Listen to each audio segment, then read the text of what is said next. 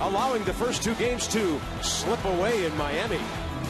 Gio looks to salvage the series finale today and pick up his sixth straight win against the Marlins. Nats baseball coming at you in a few beautiful South Florida minutes.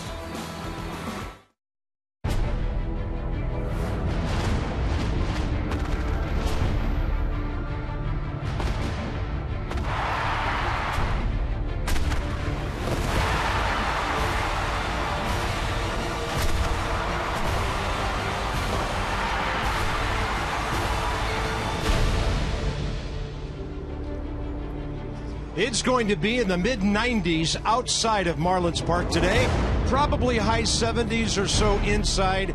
It's a salvage operation for the Nats. A little help from our fans on the road would be most welcome, but a lot of offense would be the best thing of all for this ball club. Bob and FP, you hope Gio doesn't have to be perfect today, because the offenses we've talked about a whole bunch of times this week, FP, just not giving our pitchers any breathing room so far. Yeah, you'd hope they score some runs early off Dan Herron and give Gio a little breathing room. He was spectacular last time out, but when you look at what the offense has done the last 7 games, they've been scuffling. I like the lineup today as you look at the 227 average. We talked about it how it was last year where the first 3 guys, Span, Rendon, and Worth, made you work. But if you look at the way the lineup is today, it's Span, Escobar, Worth, Harper, and Zimmerman.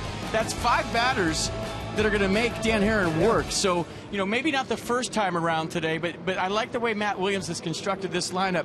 They're going to see a lot of pitches. They're going to make Dan Herron work. And I think this is a big day for the offense. I'm calling it right now. Why not? All right, we're ready for that going to Atlanta. By the way, the Nats shut out yesterday for the first time in 76 ball games. Longest active streak it was in the big league. So Gio solid against St. Louis his last time out. The Nats ended up winning the game on a walk-off homer. He was solid, though, through the middle innings. Well, his curveball was great last time. The changeup was good, too, but I like what he did with the curveball. He threw it for a strike early. He bounced it late. He struck out a number of Cardinals hitters with it. So the fastball was 92. The curveball was really, really good last time. And, hey, he needs some runs, and right now he needs a drink of water. And he's been good against the Marlins the last couple of years. His overall career record against them, 6-2 with a 1.67 ERA. You really would like to have a ball game, because of some uncertainty about Scherzer coming up on Tuesday, where maybe a starter goes late into the game and you don't have to get 3 innings out of your bullpen. Well, the one thing with Gio Carper, we talk about it all the time, throw the pitch count out the window. He's not efficient, but that's what makes him so successful. He's going to throw one over your head, then he's going to paint it on the black. He's going to bounce a curve, then he's going to throw one for a strike. So he's not a guy that goes deep into ball games, but that's okay. So hopefully, today's all about the offense. If we throw the pitching out the window, they need to score some runs. All right, and we will have more on the Max Scherzer situation as we get into the ball game today. Dan Herron, 1-1 with a 3.32 in 3 starts. Interesting about him, he's been a real Iron Man.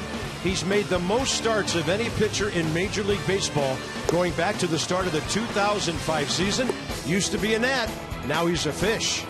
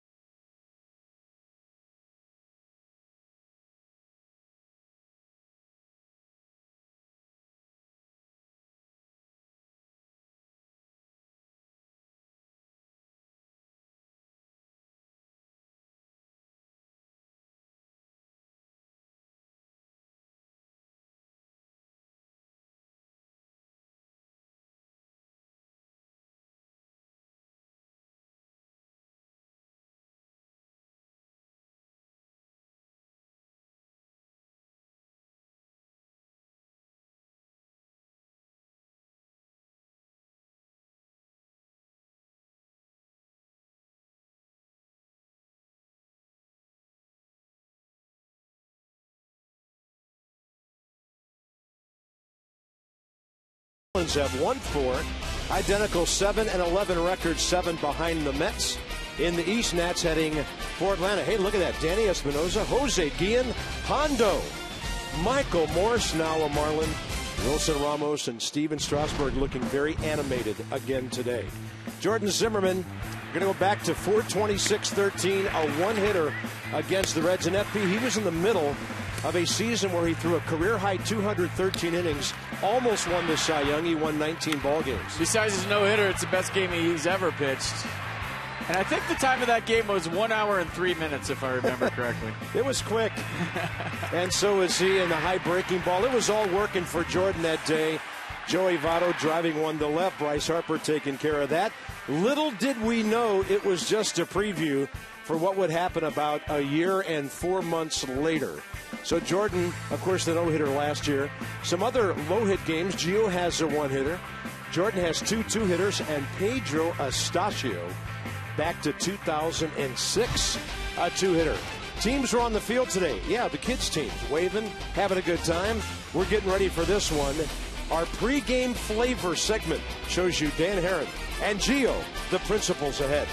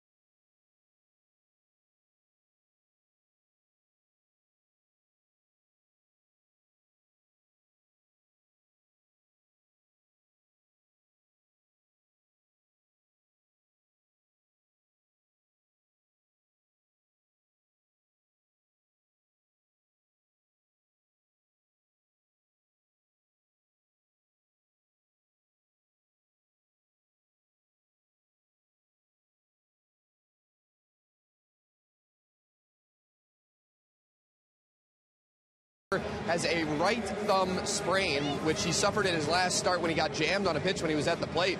Supposed to throw a bullpen session yesterday. The Nationals bumped that back today, and Scherzer didn't actually take a mound today. He ended up throwing off flat ground. Said coming out of that session that he felt actually better than he expected to, but the key for Scherzer going forward before his scheduled start on Tuesday is that he needs to make sure that he's feeling totally healthy if he's going to take the mound. Scherzer has dealt with injuries to his pitching hand in the past and says, I don't want to risk further injury, a serious injury, by going out there when I'm less than 100%.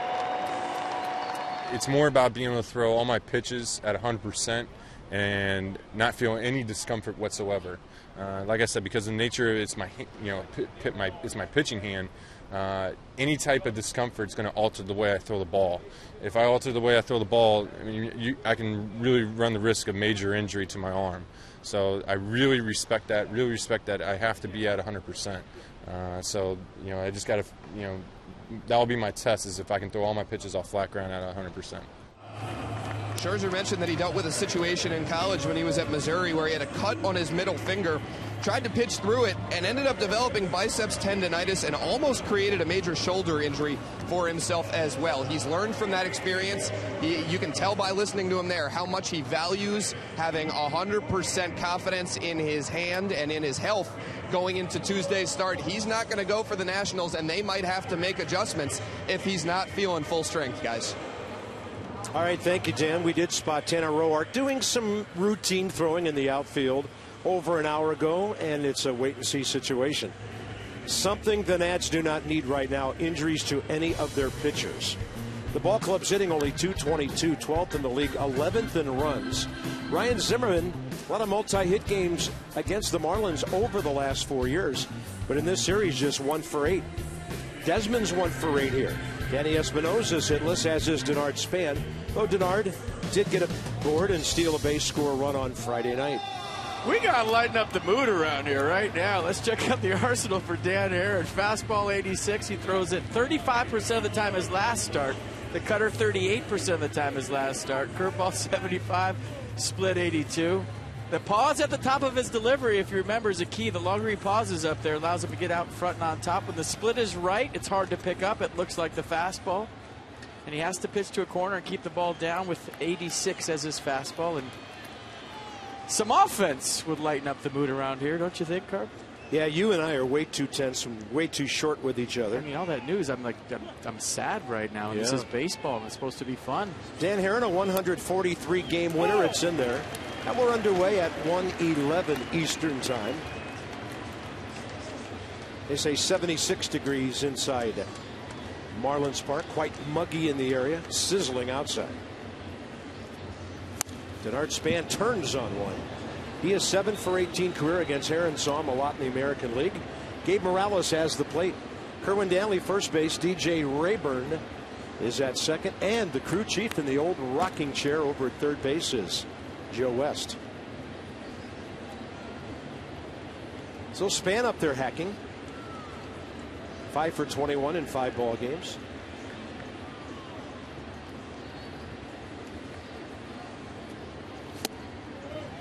Good take. Thought about it. So Herron came over in that Dodgers trade, Carp. The Dodgers are paying the $10 million for him this year. And if he didn't play and decide to retire, which was in the mix, the Dodgers were going to just pay the Marlins $10 million. Wow. Decide to play. Well, I think Dan will be good for the staff, especially until Fernandez gets back. Well, he's good in big ballparks. If you remember as a National, when he was in a hitter's ballpark, that's when he really scuffled. But he had more confidence in his stuff when he knew that fly balls wouldn't just go out. Span takes it upstairs. 3-2. Madelados, the other starting pitcher. And the big-time changes around the position. About half of their lineup is new. Michael Morse is in there today against the left-hander Gio. And Span will lift one out to center. Ozuna on the way. Got a good jump. Plenty of time for the first out. Look at the defense for the Marlins here today. Suzuki, Ozuna, Stanton. The outfield, Echeverria, Prado left side. Gordon, Morse the right side. JT Real Muto behind the plate. Michael Morse told me yesterday that when he went to the Giants last year, Buster Posey pulled him aside and said, if we make the playoffs, we're going to win the World Series. He said there's a mindset out there. It's like a system. They just know what to do once October arrives. And a fantastic experience for Michael at that stage of his career to be on a world championship team. Yeah, and then they have a special ceremony for just him to get his ring when they go there in early May. Cool. I asked him, I said, did you get your ring yet? He said, nope. They're going to call me out to home plate before the game and present it to me at AT&T Park. And then try to strike him out 4 times. And if you've seen the Giants ring, it's the size of a football. In the air, Escobar out of play. I mean, they went small, medium, and then large.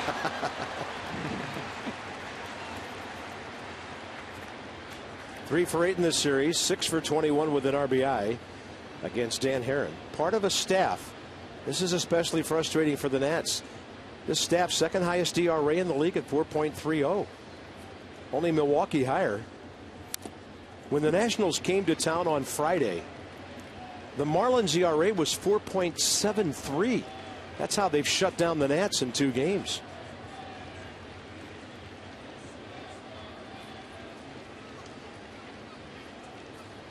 Good battle here by Escobar on 0-2. But you just like the way the lineup is today. You got Span is going to see pitches. Escobar is going to see some pitches. Worth same. Harper same. Zimmerman same. And regardless if there's results the first time around, you just want to make Herron work a little bit.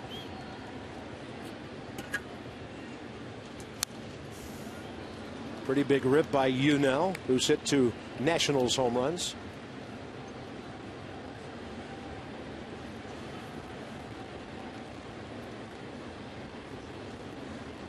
I'm going to say he's working him away. Well, the outfield defense is expecting that. There it is. Might have swung back to the corner, but it was low, and the count 2-2. And Escobar after every pitch. I mean, you just got to focus on what he does when he takes a pitch. It's good stuff. Now he's worked it to 3-2. Shaking his head no, looking back at the umpire. I love the animation.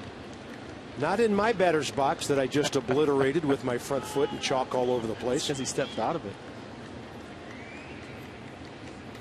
Escobar rips it to his left. Adeiny Echeverria. The Marlins have the fewest errors in Major League Baseball, tied with Tampa Bay. Only 5 errors in 18 games. 2 outs. So Herron throwing 3-2 strikes when he needs them. Next up, Jason Worth.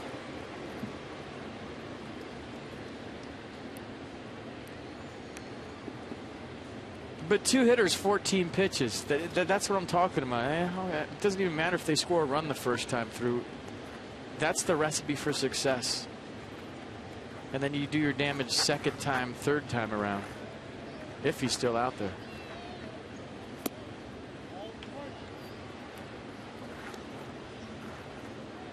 Bryce Harper on base in this series 2 times with base hits and 2 times via the walk with a sac fly. In case Worth can get on here. Jason 2 for 7 with a walk. A couple of knocks yesterday. Got one to fall in, then hit the next one pretty solidly to right field. 2 balls, 1 strike. Dan Herron, 3-3 career against Washington. 7 starts as of today. 8 appearances as of today with a 2.76 ERA. Went 13-11 for the Dodgers. Pitched 186 innings last year.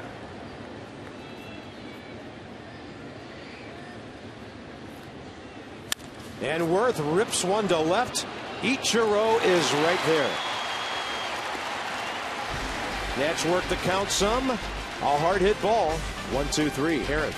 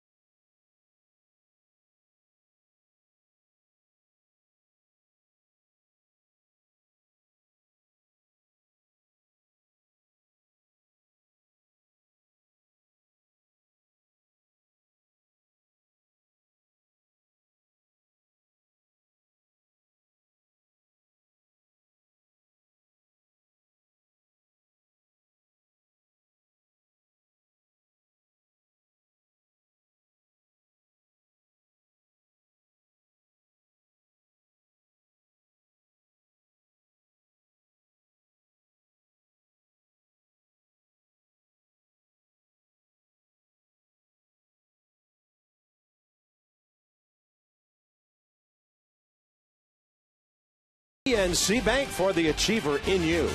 And by visitannapolis.org. Find the Chesapeake experience at visitannapolis.org. Stunning appearance from outside this ballpark. Something out of the future. Got somebody's autograph on the bill of that ball cap, hanging out with Dad today. And here come the Marlins, 5th in the league in hitting, 4th in runs. Adeiny Echeverria, a homer, a 3-run shot yesterday. So in the series, 3 hits. He has scored, and this is interesting for a number 8 man in your lineup, the 3rd most runs in the National League with 15. All right, look at Gio Gonzalez. Last start, he threw the fastball 66% of the time. Curveball 17, change 19. So kind of par for the course for the season. The fastball averaging 92. I thought a sinker last time out was real good as he tossed 6 shutout innings for the no decision against the Cardinals. A little bit outside. Gio, 9th start against the Marlins. 6-2 career. 167. He's won 5 in a row against his hometown team. It's Hialeah, Florida Day here. Partly to honor Gio from that part of the Miami area. Known for its racetrack and a really good left-handed pitcher. Dee Gordon is the leading hitman in Major League Baseball with 28. 4 hits in this series. Hitting .382 at home. About .385 now.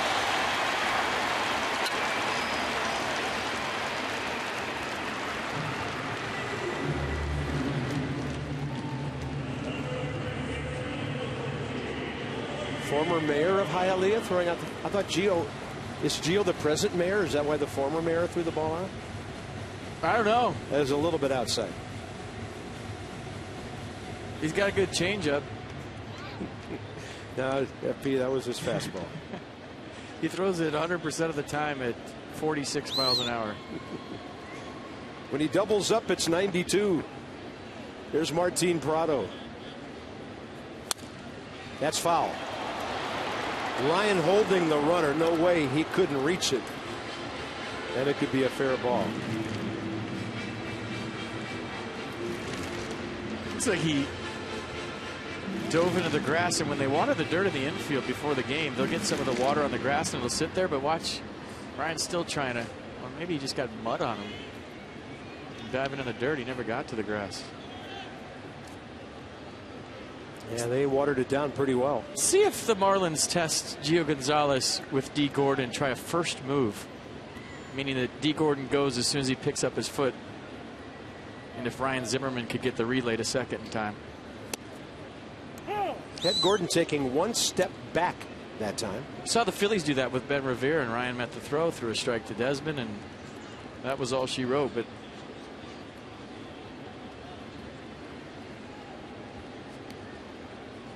(0-2), and as you mentioned yesterday, Gordon not a great percentage.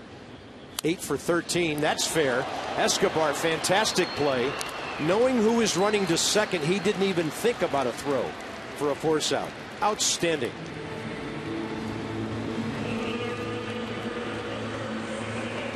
Well, he knew he was diving to the line, but even though this ball's hit hard, the speed of Dee Gordon doesn't even look at second base. He knows right away. So you talk about pre-pitch preparation. Escobar knew because he dove, had to get to his feet. He had no chance at second. He steals a double and an RBI away from Martin Prado. First base open, Giancarlo Stanton.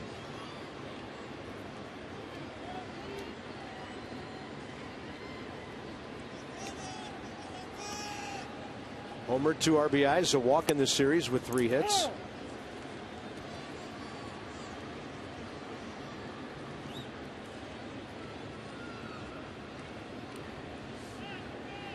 And against Gio, 2 for 13. 2 walks, 4 strikeouts.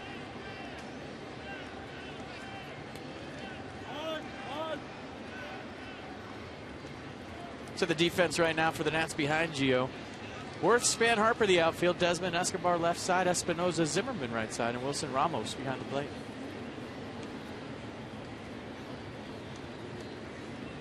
Oakland 1 more error than the Nationals, 18 for the major league high. Defense a lot tighter, a lot sharper the last few days. 1 glitch yesterday up the middle.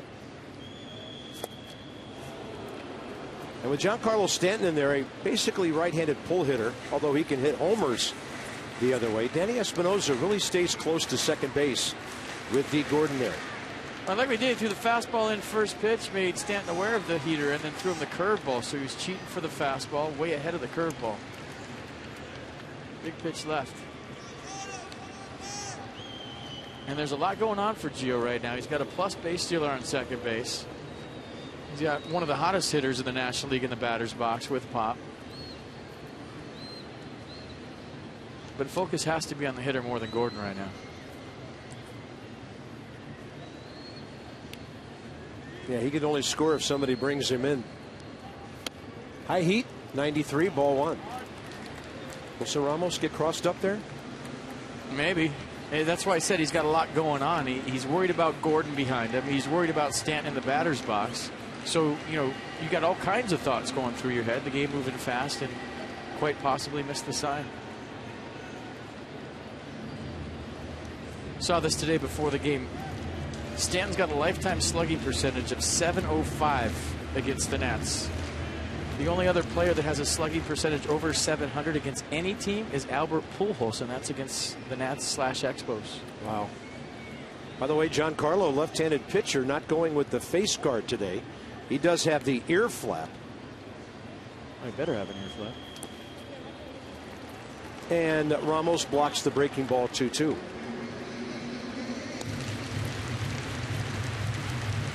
Stanton, 10 extra base hits, top 5 in the league.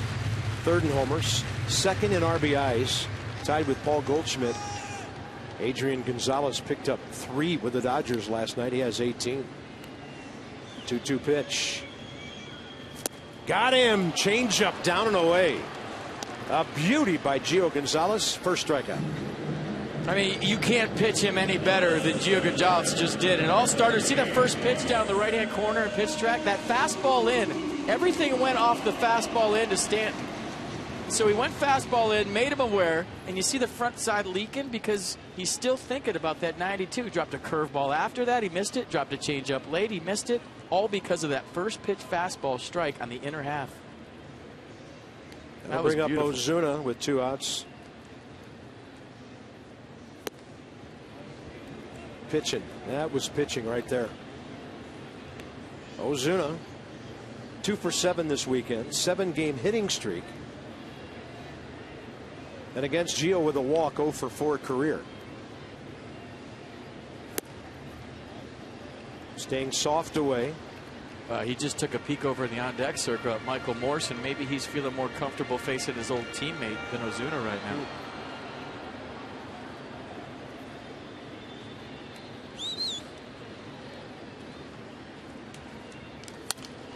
Threw him a fastball that was right off the end of the bat.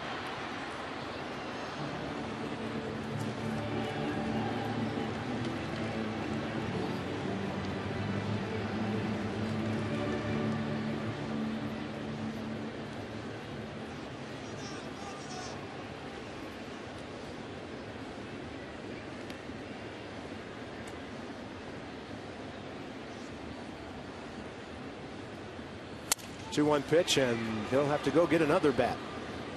Well, that's a good sinker that Gio featured last time against the Cardinals. Got a lot of ground ball outs, which is not real typical for a Gio Gonzalez outing. You see a lot of fly balls, a lot of strikeouts.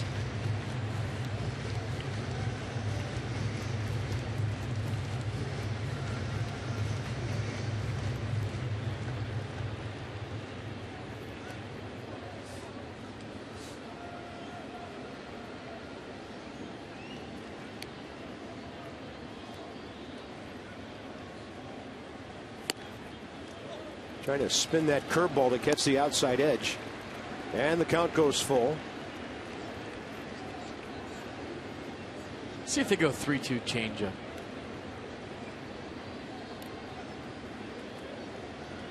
I think it's a great call.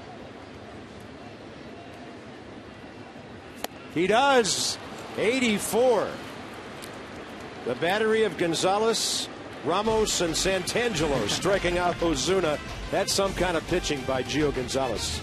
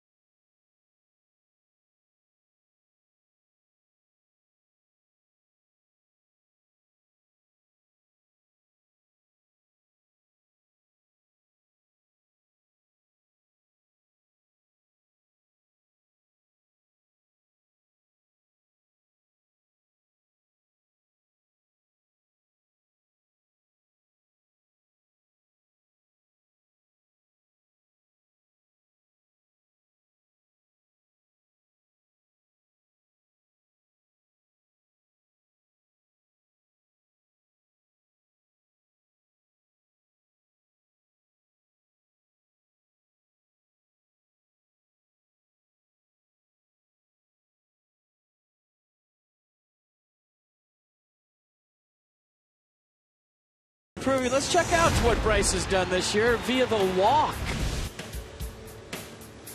17 walks, that's first in the National League. Check out how many pitches he's seen. 4.52 on base percentage, 429, and his career on base percentage, 355. Also the most walks in the major leagues, Alex Rodriguez, 14 for the Yankees. Over on the other side. You know, those walks are really going to start paying off when Ryan Zimmerman gets locked in and when Bryce Harper starts stealing bases. Yeah. Because you remember with McCutcheon in Pittsburgh, you pitch around him because he's so dangerous. He's on third at 2 pitches. He can steal. Then you have to throw him strikes because you can't walk him. And that's how you get some pitches in the zone. Bryce squared there. Prado was back way off the line, and he'll be trying to swing this at bat into something with the count of 0-2. Bryce's on base percentage, 429. And Herron just floats one up for him to look at. Dan Herron, first inning, 19 pitches, 10 strikes.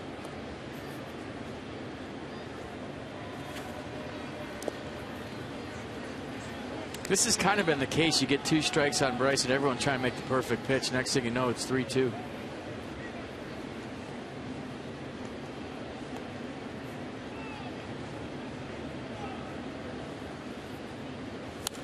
And Harper to right.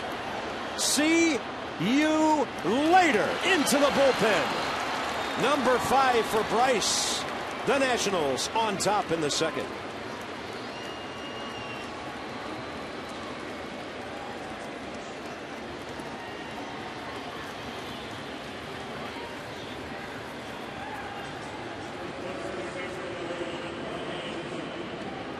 Miami Bryce.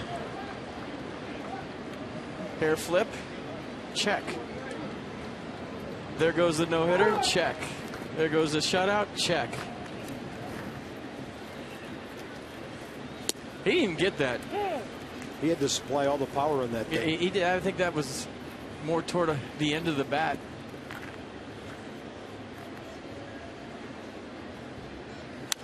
Ryan Zimmerman going opposite way. That was Dan Herron's 6th homer of the year given up.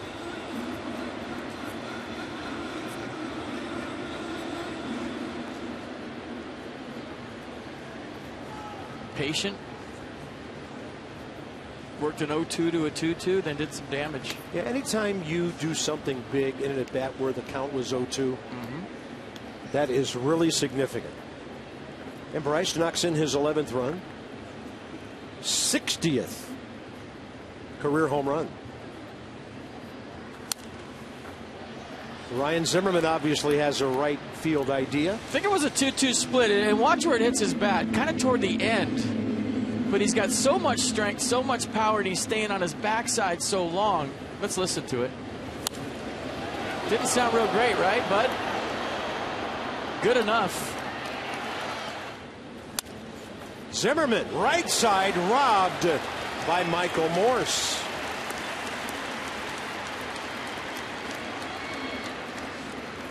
A gentleman robbed by a beast. 1 out. By the way, where Bryce's ball went out, it's about 285. Probably cleared it by 10 or 15 feet. You mean 385? 385, sorry. Because if it was 285, we are playing fast pitch if it was today. 285, I'm grabbing a bat and going down there and get in the box. It was 285 when it got into another gear, even though it was off the end of the bat. That's in there to Ian Desmond. He's faced Dan Herron 4 times, 0 for 3 with a walk. Had his hitting streak ended here yesterday. And Dan Herron took advantage of Ian's aggressiveness on that breaking ball right there. You know, maybe the fact that in the first inning, the Nats saw 19 pitches from Dan Herron, and Span, Escobar, and Worth worked him, allowed Bryce to have that home run. Nice swing by Ryan Zimmerman. That stat means Dan hung a lot of splitters, and Bronson Arroyo hung a lot of those big curveballs of his.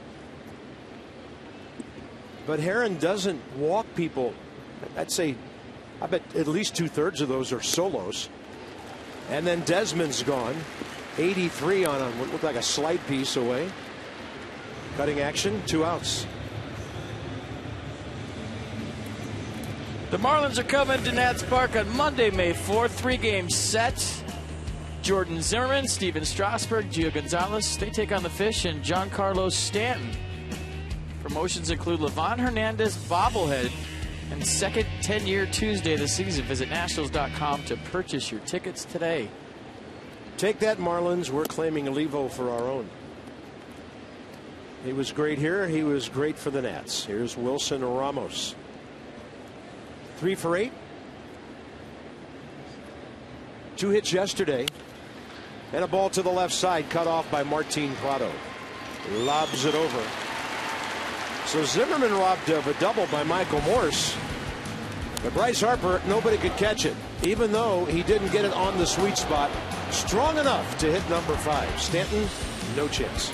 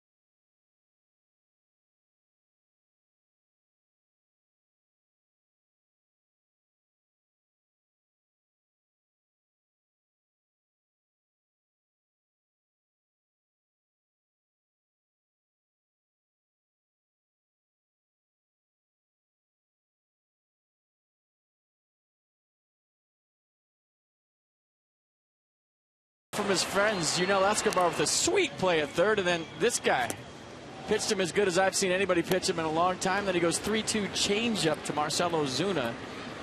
So good play, strikeout, strikeout. Now he's sitting in the stands and he wants to watch this inning. Oh no, wait. Morse, Real Muto, Suzuki. 2 righties, a lefty here. Bottom of the second. Ooh, wait, maybe this is a good omen. I wrote Suzuki in my book today, not Ichiro. Maybe that'll change something. We'll see. Well, I use a different color pen, so I'm doing my part. Wrote the Nats in blue for the first time ever.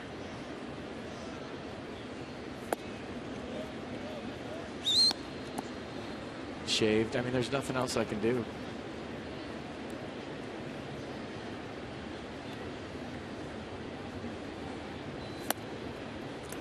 At the knees. 2-1 to Michael, who was 0 for 4 here Friday night. He's never faced Gio Gonzalez until right now. Off to a 2-19 start, but he's hit a couple of home runs. Michael took a big rip right there. Counts even 2-2. See, the 2-1 count, that's a pitch Michael Morse has historically had trouble with, the fastball in, because his hands are hanging out over the plate, and look where they're set up. They're trying to jam him, and that's perfect execution. So the glove side fastball for Gio today has been key early on in this game. Yeah, great look on the Mercedes-Benz pitch track, and then what appeared to be a curveball diving down and in. And Michael Morse was on deck when he saw Ozuna go down on the changeup. In the hole when he saw Stanton go down on the changeup. So here we are at 3-2 again. But he's still thinking about that fastball in. See? And he's all locked up. 85. It's all about the fastball in. He doesn't swing at that pitch if Gio doesn't throw that strike on the inner half. He's cheating to get to that fastball that he was late in a 2-1 count. Is he coming fastball in? Is he coming fastball in? I got to start my swing early. Boom. Off speed, and he's way out in front. That just goes to show, FP, if you have great deception with a changeup, even if you don't hit your spot down and away, you can still get the strikeout. That was kind of on the other side from where Ramos was set up. So Gio really throwing the off speed beautifully. The rookie Real Muto facing Gonzalez for the first time.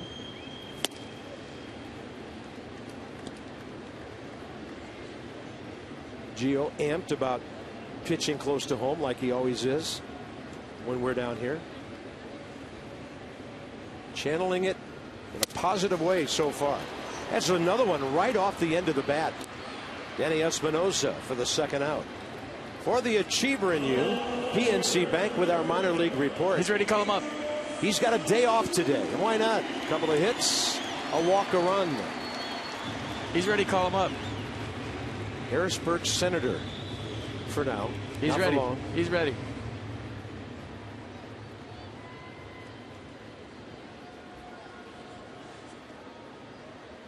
Here's Suzuki inside. You just don't want him getting here and thinking he has to be the savior because the team's scuffling a little bit. And I don't think that's part of his persona or his makeup. I don't think that'll happen, but you just hope that he doesn't think that.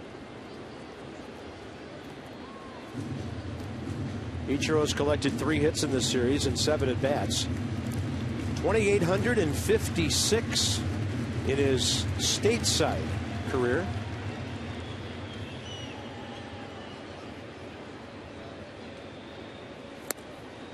Great pitch by Gio. Heater at the knees. They've seen a lot of each other. Ichiro 11 for 33 against Gio. 3 walks, 6 strikeouts.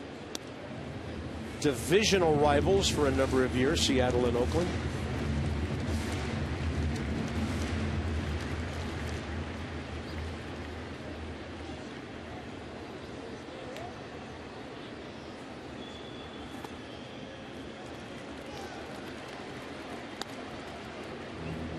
This amazing hitter, 41 years of age now. 1-year deal the Marlins signed him to at the end of January.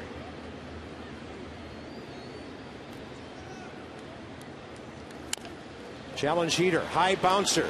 Desmond, can he do it? Out on a close call at first. What a play. Ian Desmond on a ball bouncing probably 20 to 25 feet in the air. Mike Redmond is out of the Miami dugout. And we'll see if they pursue anything here. He got a short hop on the run going away from the plate. Look at this hop. And then he's got to get rid of it all in one motion with something on it. Ichiro can still run. And he got him. I mean, that's clear as can be.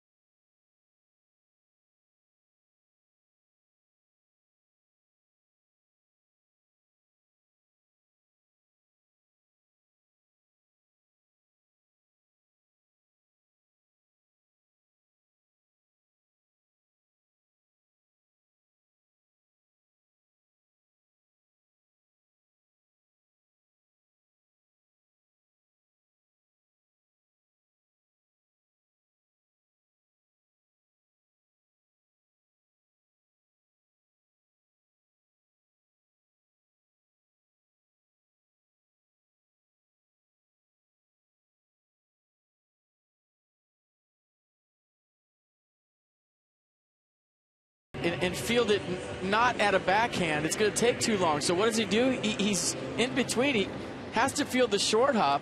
So he gets a tricky short hop right here. And all in one motion gets rid of it with something on it. Ichiro smelling the hit. Ian Desmond said, "No shot, bro. I got you." And he just got him. Wow. What a great look on the Did you see on X-Mo. that last one where Ichiro hit the base? His foot was on top of it. I wonder if he hits the front of the base, if he's safe. Split seconds matter. He jumped at the base. He jumped at the base, hit the middle of it. Watch this, folks. If he hits the front of the base, is he safe? Watch where his foot hits. Might have been. That extra time, he probably would have been out either way. That X-Mo is unbelievable. Danny Espinosa turns on one. Fouls it. No balls, 2 strikes. Top of the 3rd underway. The Nats made Dan Herron throw 35 pitches in the first 2 innings. Just what FP talked about previewing today's game, about this particular lineup with Escobar second, making the opposing guy work. And Danny will try to make him work with foul balls and trying to battle his way back in this count. Right, when you look at the big picture of a baseball game, if you make any pitcher struggle to get through the lineup the first time, he's going to be tired. He's going to be more tired. You've seen every pitch. Second time up, that's when you get him.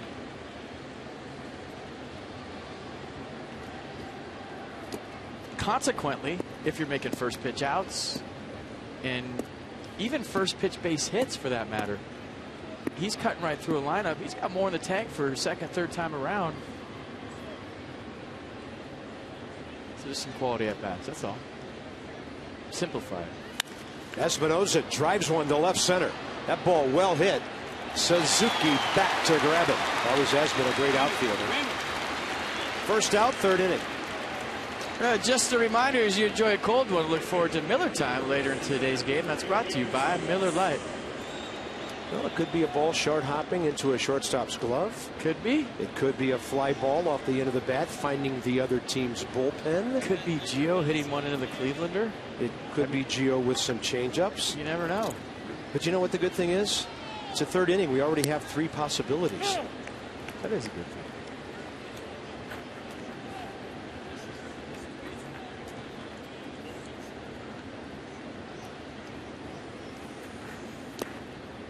Oh, look at that check swing. Wow.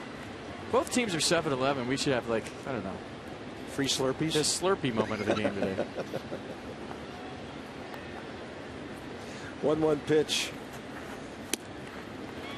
Oh, thank heaven for a 1-run lead early in the ball game here.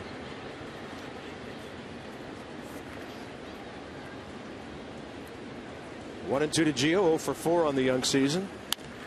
Guides it to the left side, and that's Martin Prado. 2 down.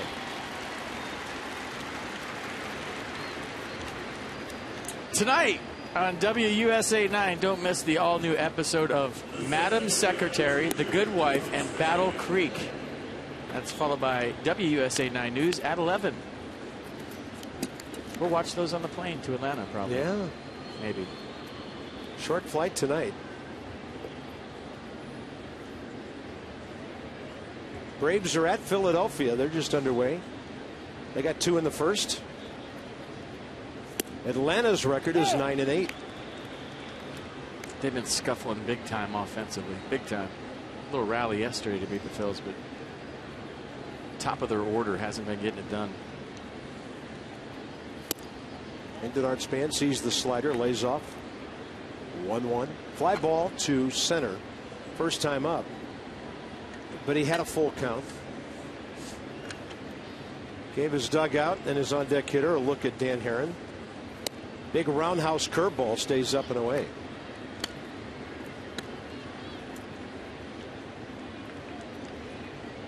Dan Herron, 34 years of age. 352nd big league start. Span in the air to left. Long way for Ichiro Suzuki, and he's there in plenty of time. Grounder, 2 flies. The Harper homer the difference. And now Gio Gonzalez will work against the bottom of the Miami order.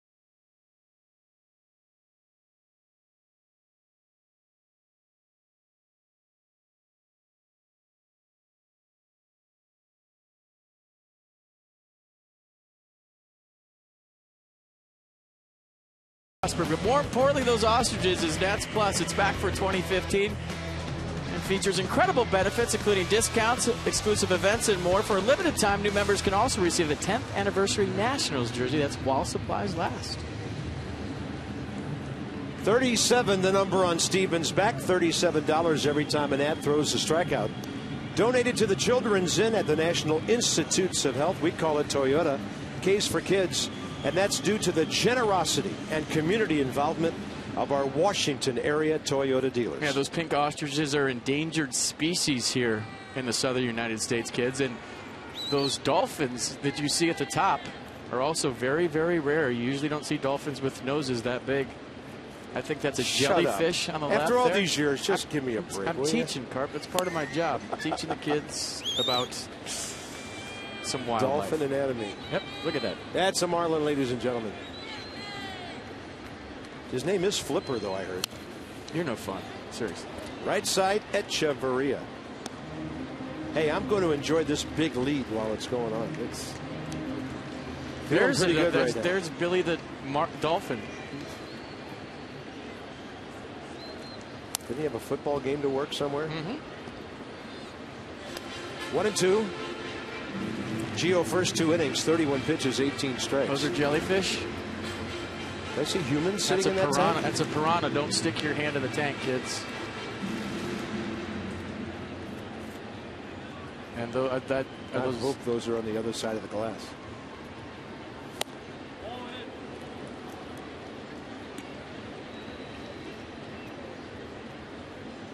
So much going on here. 2-2.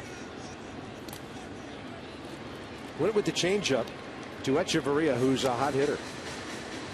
324 doesn't even get you in the top 10 in the National League early in the season, but it will if he keeps it up. Man, you look at this guy and Colton Wong of St. Louis, number 8 hitters the Nats have faced this week, doing really good jobs offensively. Kind of a little half swing, and Gio shovels it, and it just gets to Zimmerman in time. Well done by Gio Gonzalez. Did it look like Echeverria pulled up right there, and if he ran through the base, he might have beat it? I think as soon as Gio fielded this, he kind of down throttled a little bit. Let's see. Maybe I was just seeing things. Right when he lets go of it, he slows down. You see that little hesitation? That was weird. Gio threw a changeup to Ryan Zimmerman, and he just pulls up right there. If he ran through it, that might have been a lot closer. Right about here. See that? He did a lot of ball watching on that. Boy, might have had himself a base hit. It's huge with the pitcher coming up.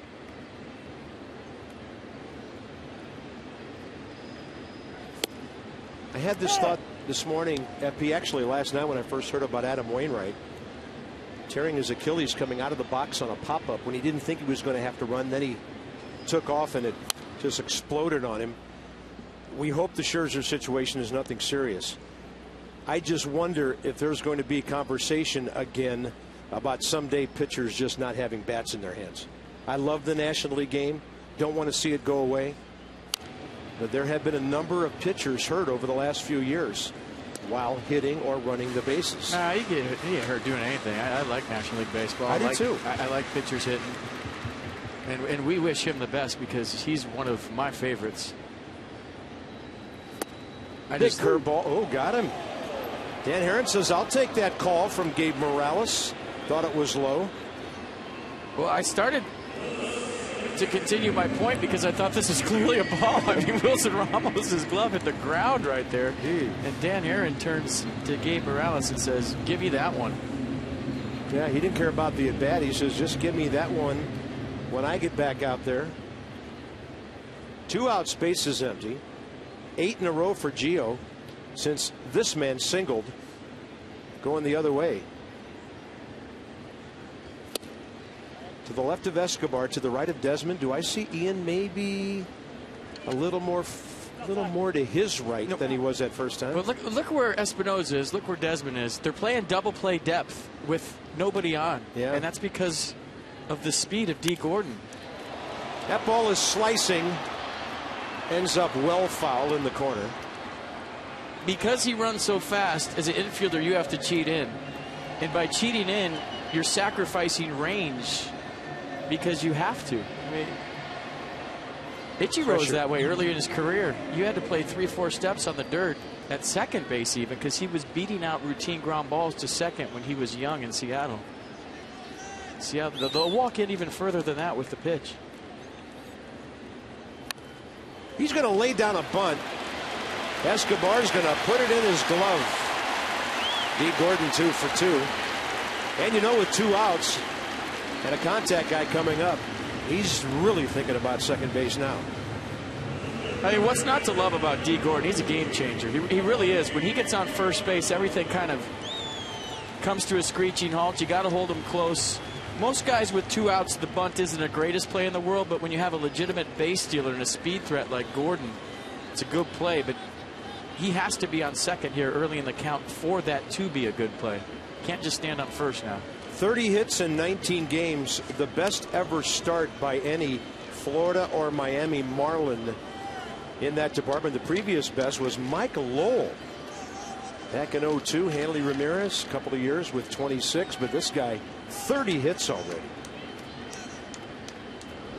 So the cat and mouse game begins. Digging those. Well, the Marlins have a lot of team colors, and I think he's incorporated every one of them into those shoes. Those look like the PF Flyers. He looks fast just standing in them. Holding. Strike on the corner. Marlins are 4th in the league with 12 stolen bases, but that's only 12 out of 20. As mentioned earlier, Gordon 8 for 13.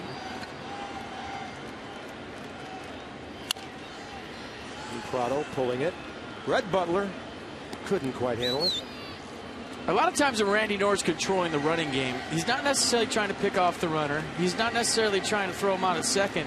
What he's doing most of the time, I'm going to say about 90% of the time, is just trying to buy his pitcher one more pitch. Keep him on first base one more pitch and hope that the hitter puts the ball in play. And that's the best way to stop a plus runner. And Gio wasn't exactly wasting one on 0-2. That's in the corner. And Bryce Harper right up against the barrier to make that grab. D. Gordon, the only guy with hits for the Fish. He's been stranded twice and parked at first base both times.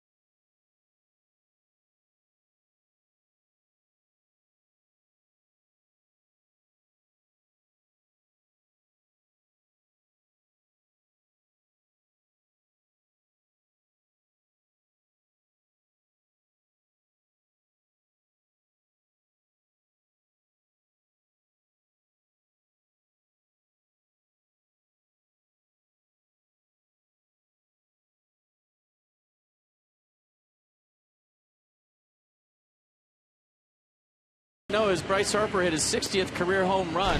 And in case you missed it, you're just getting back from a bunch of bottomless mimosas. There it is, a little split going down and away. And kind of toward the end of the bat, but Bryce Harper stayed on it nice. Riding it out of here for a 1-0 lead. Did you, Bryce Harper? Hit speed 90, so see, he really didn't get it. Usually it's 100 when he hits a home run or more. It's my birthday. Hit me a home run. All right. Happy birthday, kid. Well, I hope he gets a chance to get the jersey signed. Very cool. We need to get a Sharpie out and say, hit me another home run for my birthday. Fourth inning underway. Identical pitch counts. Herron and Gio, 48 pitches, 30 strikes. Escobar, ground ball to short.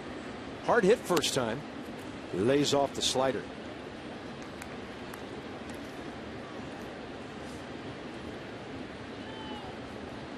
Three for 9. Unell in this series. I mean, he hardly ever swings at a bad pitch. 3-0.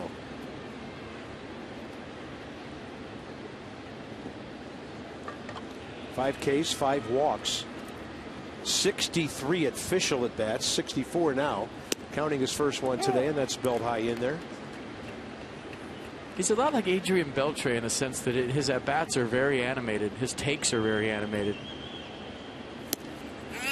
Perfect pitch. Swinging or call?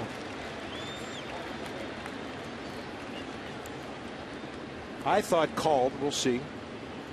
I think he held. And Herron slicing up the corner with a slider.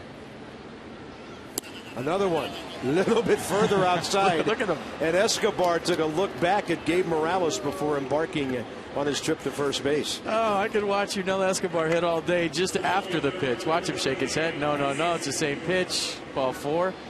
16-game on-base streak. How about that? And counting for Yunel Escobar. Good at bat.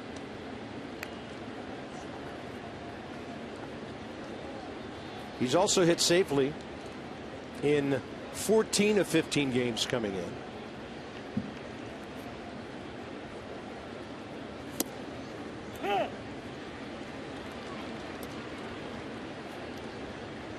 Jason Worth lined out hard to Ichiro in left field first time up.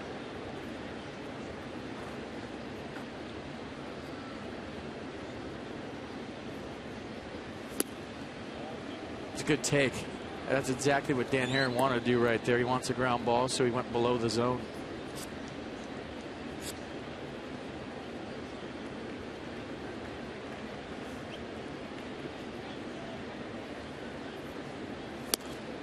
That was a called strike. 83.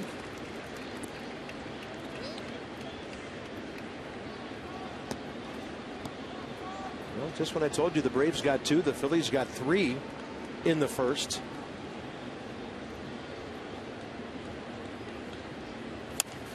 And a tapper. The Nats hope it stays fair. Looks like it won't. Maybe a foot short of the bag.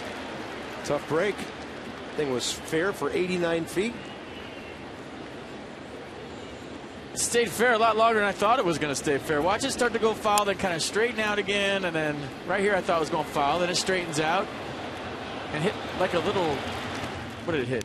It hit something right there to get that hop in it.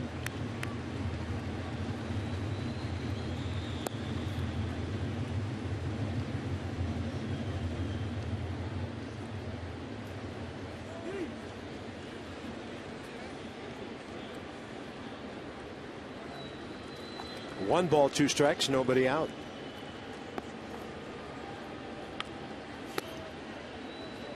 Just teasing that outside part, isn't he? Trying to get you to get yourself out.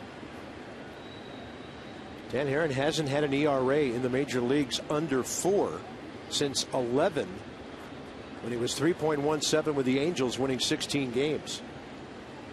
But he hasn't made fewer than 30 starts since 2004, and that's when he was just a young pitcher coming up with a World Series bound team in St. Louis.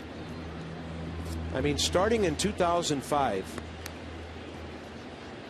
just an Iron Man, taking the ball every 5th day. Another 3-2 count. He throws a lot of off speed. Will Escobar be running? He is. Worth taps it by the mound, right to the bag. Cut off by the shortstop, Echeverria. I think D. Gordon was sitting on the bag hoping the ball would come through to him. He thought about turning 2. Might have been too slow. I think Jason Worth might have chased ball 4 because Yunel Escobar was running. He was trying to hit that ball in the vacated hole. It was so slow he couldn't stay back. Watch, he's trying to shoot that hole right there. And he just came around it a little bit, and then Echeverria cuts it off. But a productive out and another 6-7 pitch at bat by a Nats hitter. Well, first base open. How does Dan Herron approach Bryce Harper? That's a little pop up to third on an 84-mile-an-hour off-speed pitch. 2 outs. Up to Zimmerman.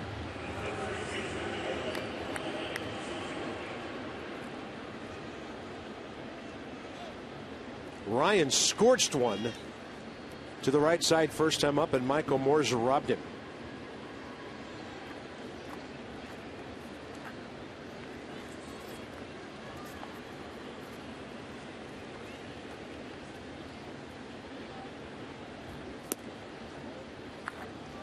I mean, he really hasn't thrown anything inside the righties to make you not lean out there and just crush something on the outer half. But what he's doing so well so far is just teasing that outside half and breaking it off the plate away.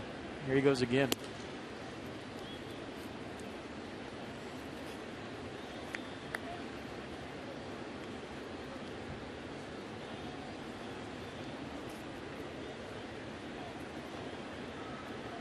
Zimmerman 1 for 7 career against Dan. 3-0. Not going to give in to Ryan here. High pitch count for 2 outs into the 4th inning. Yeah, he wants Ian Desmond. 4-pitch walk, his 2nd of the inning.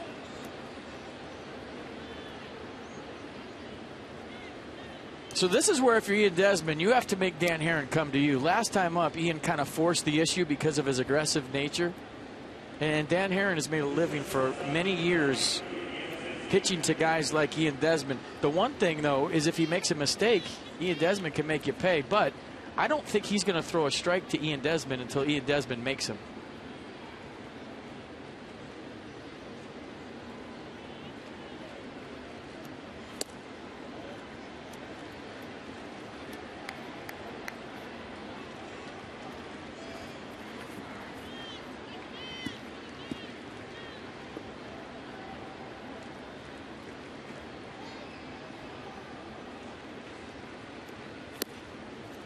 Taking a couple, counts even 1-1.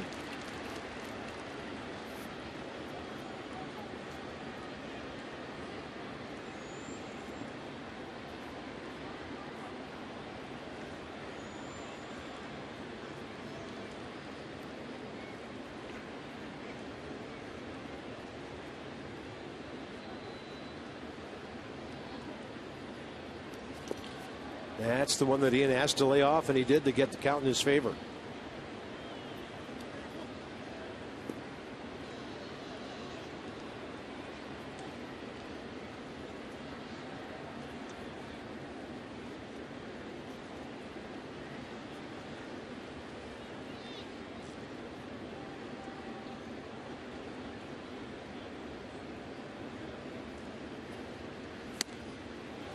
'87. Up in the zone a bit. Mercedes-Benz will track strike 2. I think Ian Desmond thinking this is going to break away like the slider he's been throwing. It stayed straight. He was diving out there to hit it to right, and the pitch didn't really move.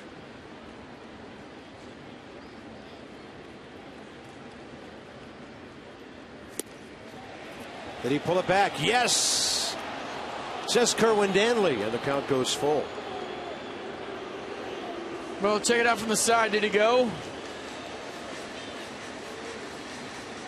I think they got it right.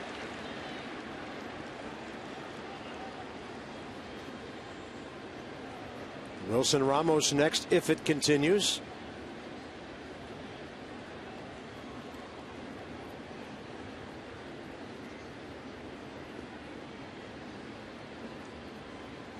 Pitch number 72 coming already. Yeah, 48 to start this inning.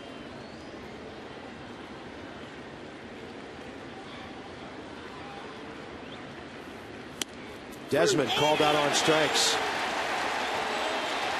I don't think I've ever seen an Ian Desmond at bat where he didn't swing. And I don't know if this was a strike.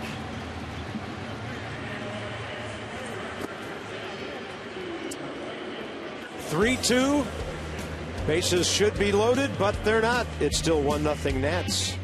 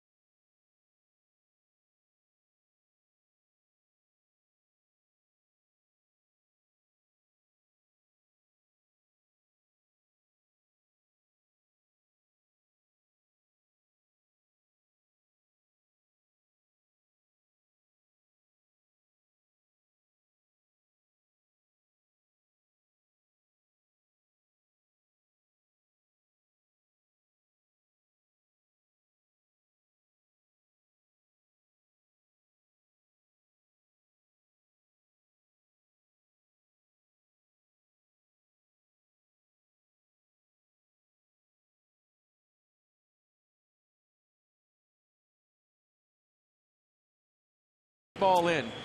Everything after that is just set up because of that. He throws a nasty curveball. He's over the top. Then he feels this fastball up right there. You see it kind of stand him up. I mean, this is just great pitching by Gio Gonzalez. And then he throws a show-me curveball right there to bounce it, then goes to the changeup for strike 3. So if you look at pitch number 1, that was the key to that whole sequence. And I like the fastball that stood him up in the middle of that sequence as well. Curveball somehow missed him. Diving toward Giancarlo's back foot.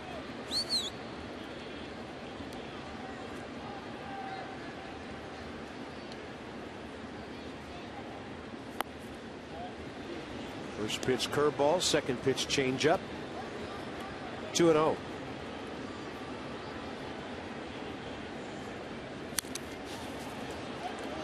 And Gio pulled the string again. Who's hot, who's not? Brought to you by American Standard. First 7 games, Giancarlo Stanton, no bueno. Last 11 games, he's been heating up.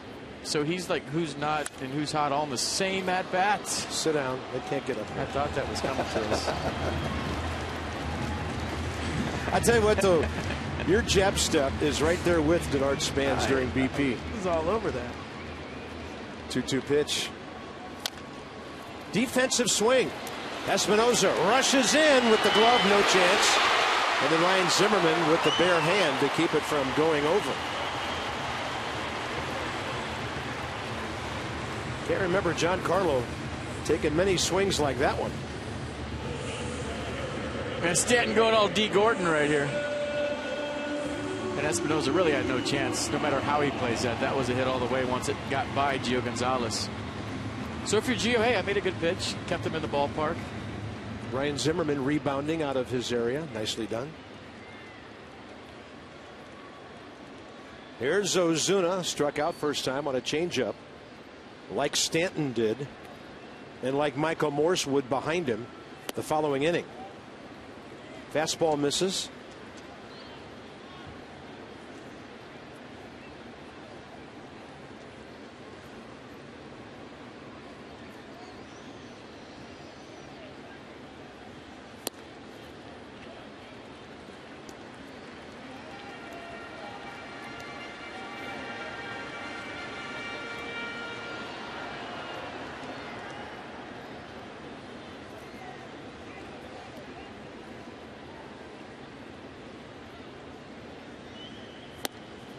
Three and 0 with heaters.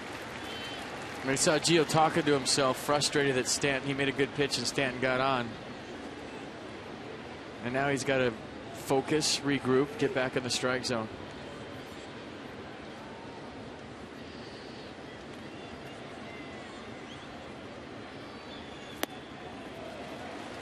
Walked him on 4. You don't want to let an infield single turn into a 3-run inning.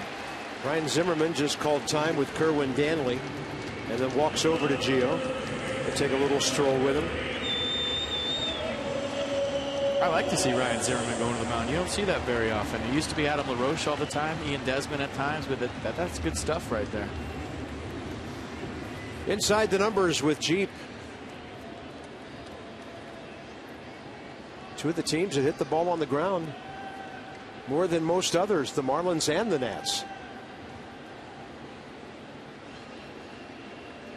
See the truck trying to channel a double play or a triple play.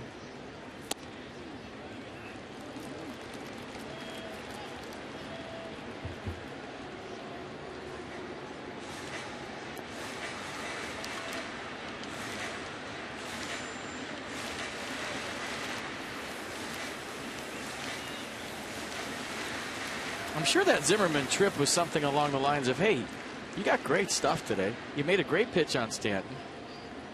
Get back in the strike zone, and we got you. Make him put it in play. We'll make him play behind you.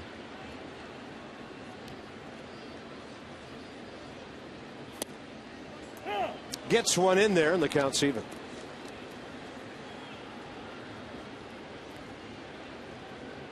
Michael Morse has grounded into 4 double plays already. Nats have turned 20 on the year, 4th most in the league. That's out of play, right side. And once again, having trouble getting to that fastball in the inner half. He struck him out with a changeup first time up.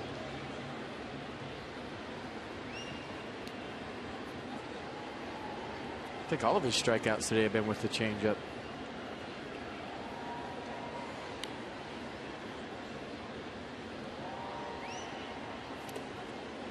Good stop. Yeah, down and in. Ramos shifting to his left. Keep the double play in order. Hard to throw one by a Buffalo. Look at him get over there. Create the angle. Stay soft. Nicely done. Might turn out to be a big play.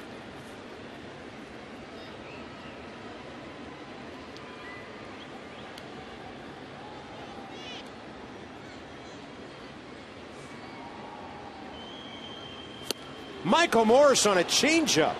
It was sitting up a bit, but the timing was off, and that's number 5 by Gio. Nissan tracks it. He struck out 4 position players, and they've all been on changeups. He struck out Michael Morse first time up on a changeup. And where was strike one again, folks? A fastball in to Michael Morse, setting all of that up. Now a catcher. The rookie, JT Realmuto. He hit a bouncing ball to Danny Espinosa, first time up. Shows him change up, first one, trying to get an overamped rookie. Let's try to do too much here. Stanton at second. Ozuna behind him.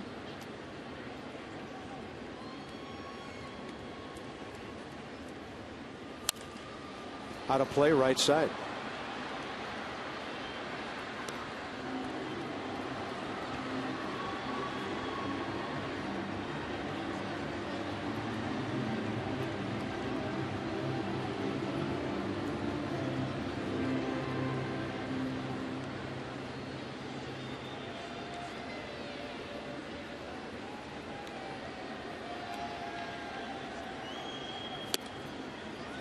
Wilson Ramos reaching for 93.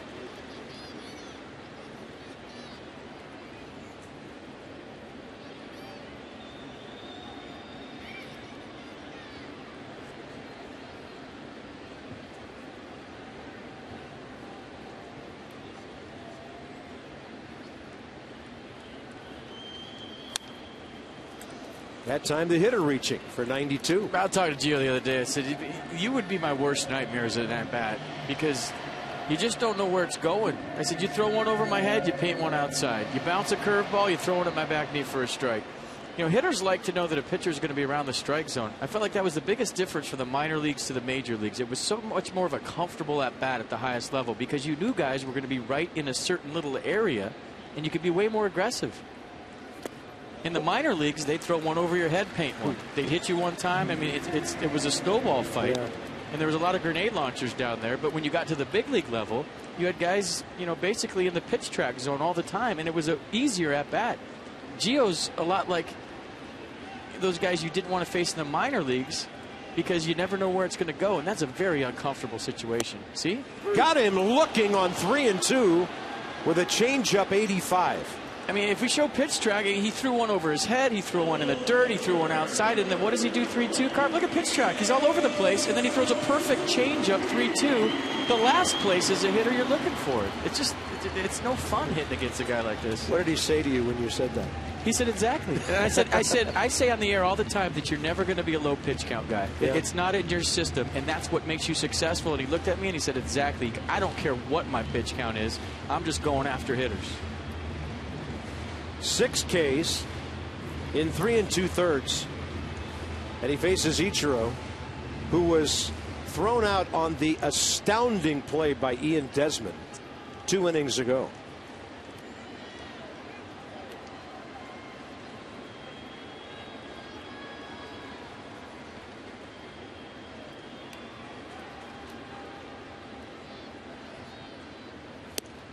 Curveball drops in a beauty. Gio frustrating them with men on base. There's only 1-2-3 inning the second.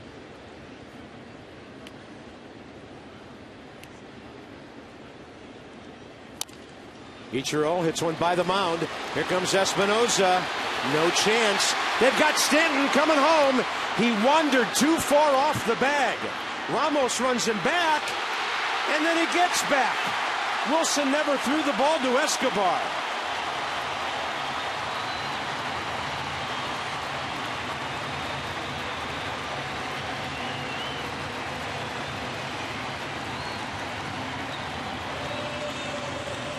Well, I like what I saw at the end of that. Gio Gonzalez just tapped Wilson Ramos and said, I'll pick you up right here. But Giancarlo Stanton just gave the Nats a free out. Another tapper over the mound, another infield single. Nothing Espinosa could do. Nice job by Zimmerman recognizing, makes a good throw to Ramos. And right here is where Wilson has to give up the ball. I don't know why he put it back in his glove, and I don't know what happened at the end. That's basic. Run him back to the bag and throw it, right? Now you've got a tough hitter in Echeverria. Infield hit by Ichiro. And Echeverria went up pumping on 86. Right when he has the ball in his hand and he fake pumps is when he should have given it up to Escobar. Once he gives the ball up to Escobar, this play's over. Right there, give it up. I don't know why he put it in his glove or tried to tag him. You'd have to ask him. I don't know.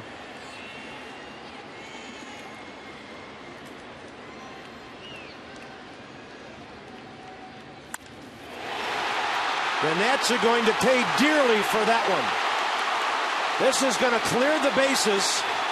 Echeverria will be standing on third base. Unbelievable.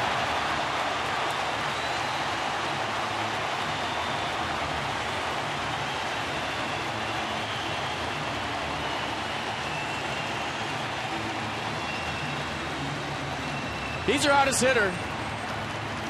And he's been tearing the cover off the ball. And you see the pitch from Gio right down the middle. Maybe still a little rattled from the free out he was given that wasn't taken.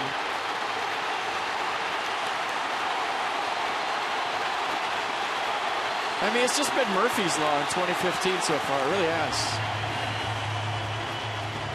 He's pitching as good as he's pitched all year, and then that happens.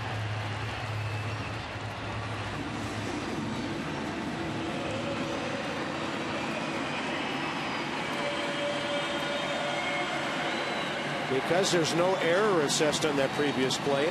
Those are all earned runs, kind of like when the fly balls fell in Boston. And now a runner at third base, 2 outs with the pitcher coming up. 3-1 Miami.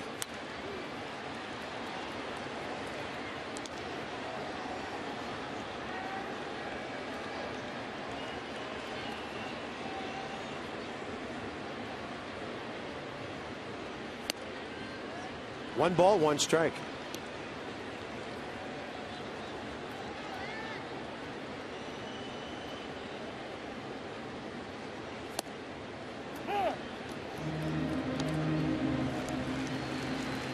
Two infield hits, a walk, and a mental mistake on a rundown.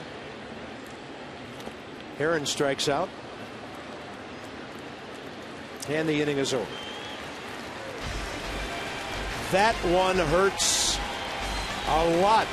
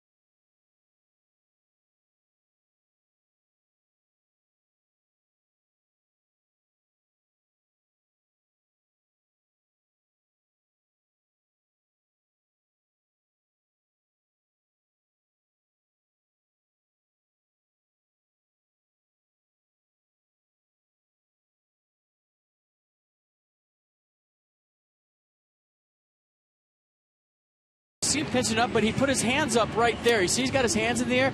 That's the sign, give me the ball right now. He wants the ball right there, but then he continues to creep. And then once he gets too narrow and too close to Giancarlo Stanton, Ramos feels uncomfortable giving up the baseball. So the relationship between the two guys is all out of whack. There's no way Wilson can give Yunel the ball. But right when we showed you the hands in the air, that means give me the baseball on a rundown. And then he kept creeping, which may have been a mistake too. Once he put his hands in the air, they got too narrow, they got too tight.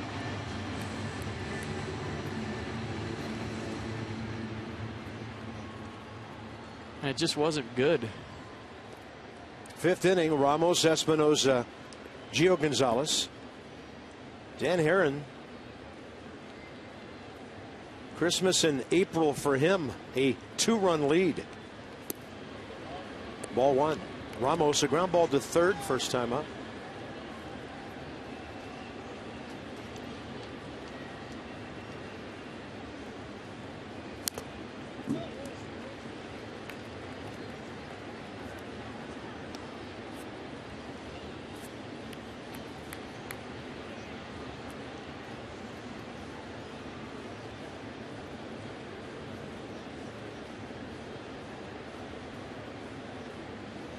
And a big rolling breaking ball that Ramos punishes into left center. He's aboard leading off the fifth, and that's the Nationals' second hit. Attention Nats families, Saturdays and Sundays this season are Harris Teeter Family Fun Pack days. With every family fun pack ticket, you can enjoy a hot dog, chips, and a drink while soaking in some Nats baseball. For tickets and information, visit nationals.com/family.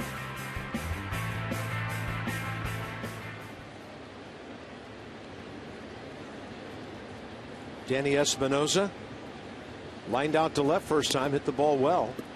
Backed up Ichiro a bit. 0 for 4 in this series, and Danny Espinosa's batting average down to 176.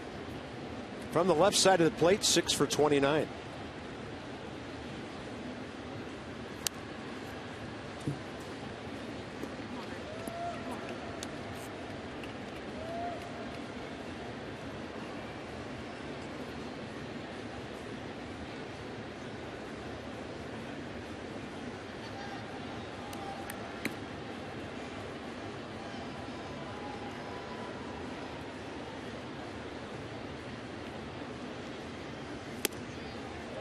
He ID'd the breaking ball, laid off 2-1. I hit the ball hard to left his first time. Herron trying him inside this time. Careful in there, though.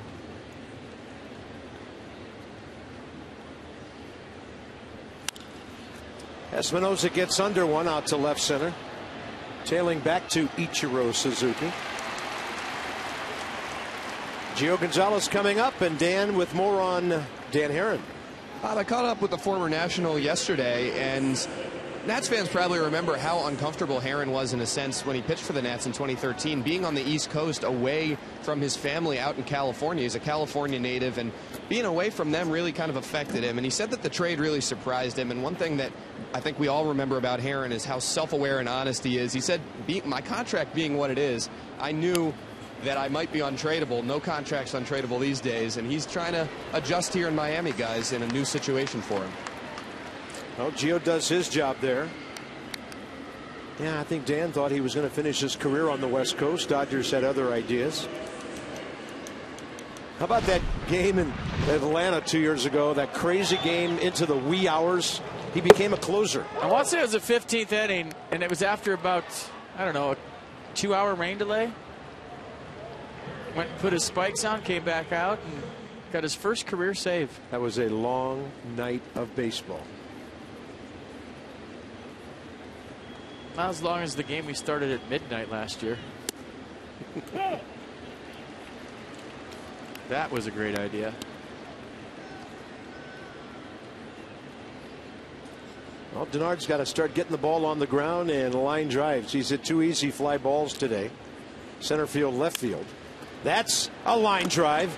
And around third, here comes Wilson Ramos. Rumbling home, the throw off line. And Ichiro Suzuki just gave the Nats an extra 90 feet as well. So just when things are looking dark, Denard Span delivers his second RBI.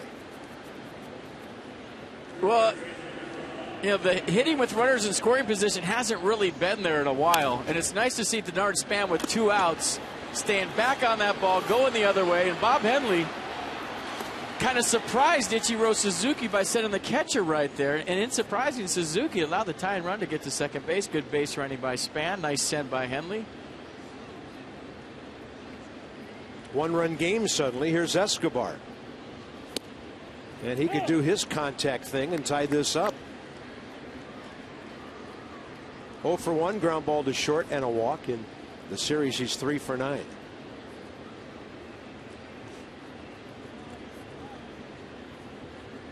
Herron jamming him. 1 ball, 1 strike. No. I don't even watch the pitches when he hits. I just watch him after the ball goes past home plate.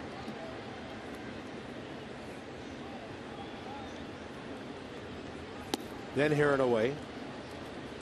2-1. So the Nats, 2 of their 3 hits in this inning. The Gio sacrifice is big. And by the way, that was the first sacrifice by a Nationals pitcher this season. That's shocking to me. I did not know that. Wow. Well, first successful one. There have been some attempts. Yeah, that was really good. Gio's 26th career.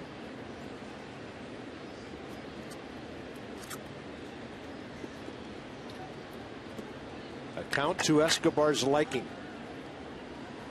And Dan Herron just misses. He thought he had a strike. They want to know if there was a swing. Nope, says Kerwin Danley, and Escobar walks for the second time. 3 walks by Herron today. Watch Escobar after the pitch. Lays off, check swing. No. I didn't go. No. Love this guy. I mean, what's not to love? Love the flair. He's not showing anybody up. He's not being a hot dog. He's just playing the game and having fun. I love it. Yeah, there's no rule that says you can't smile and play with joy. Worth is next. Chuck Hernandez, the Miami pitching coach.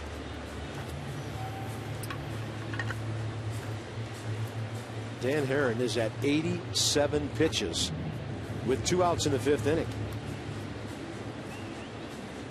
Mike Redmond's staff has struggled. There's Sam Dyson, who came on in the 9th inning last night, struck out Zimmerman, got Ramos on a grounder. Reed Johnson on a fly ball to end the game.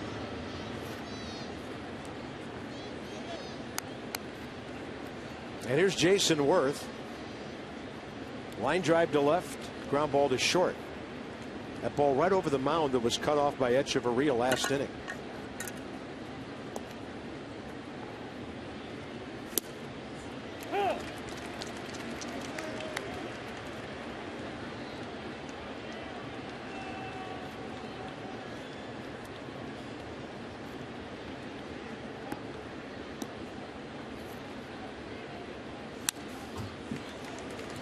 As soon as you get a few base hits with runners in scoring position and 2 outs, everybody takes a deep breath and relaxes. And until you do that, though, everyone's gripping the sawdust out of the handle of the bat.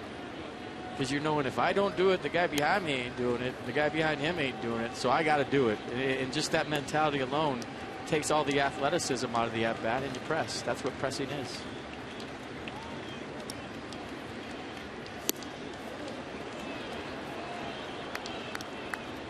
When you start thinking about anything but hitting that little white ball coming at you, it makes something super hard almost impossible.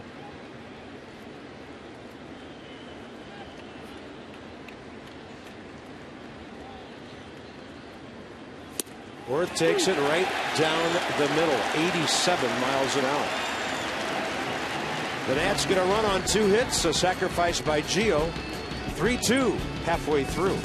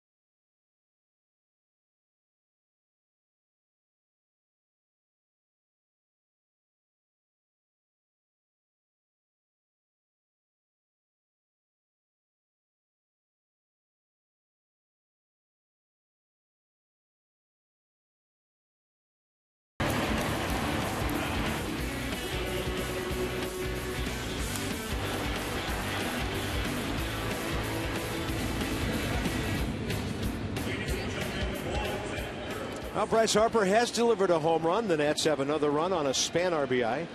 Gio back to work. Top of the order, 5th inning. D. Gordon, 2 for 2. 3 for 3. And D. Gordon has 7 hits and 11 at bats in this series.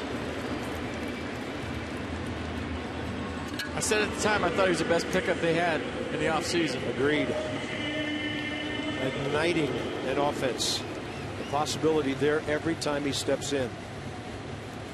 Here's Prado, a real good prototypical number 2 hitter to have right behind him.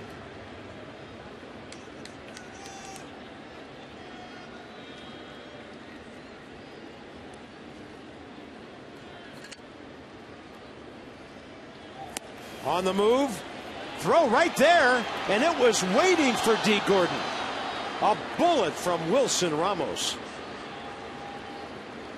6th time he's got caught this year. That's too many. He's just running. You see him lean back. He got a bad jump. And as a base stealer, when you have a green light, you have to know if you have a bad jump, you got to choke it off. Wilson got a good pitch to throw, kind of cleared him from the hitter, and he throws a seed right on the money. And Ian Desmond really didn't even have to put a tag. The throw was perfect. That's the 3rd time the Nats have thrown him out in this series. Twice on steals, and then Bryce Harper got him from right field Friday night. Right. Trying to stretch a single. So, careless base running. That's going to drop in front of Bryce. Seems like that always happens, right? Guy gets thrown out with some base running stuff happening. Next guy gets a hit. I know what D. Gordon was doing. He was trying to deke Gio Gonzalez. Watch him lean back right there and then go. But in leaning back, he actually made his jump poor.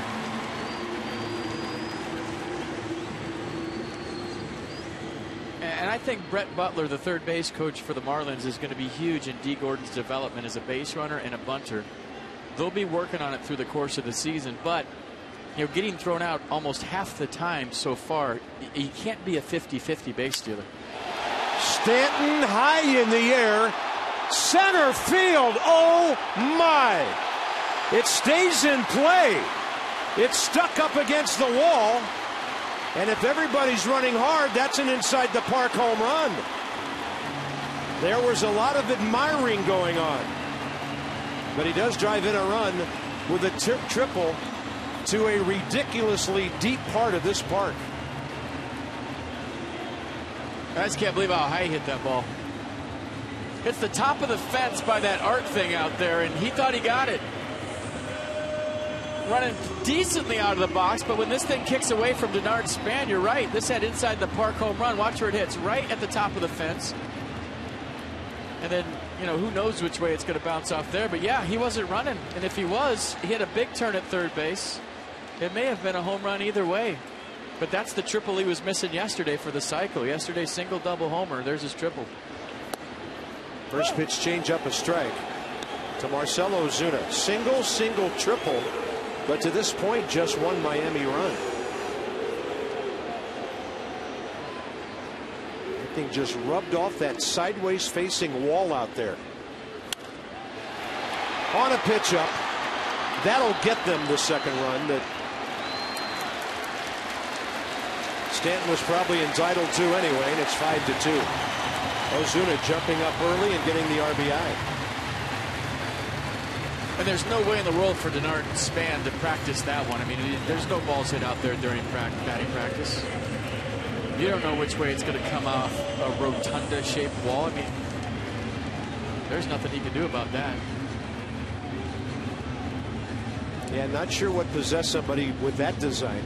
I mean, that wall out there is between 10 and 13 feet high before it goes into that invisible corner and then flattens out at the 418 mark.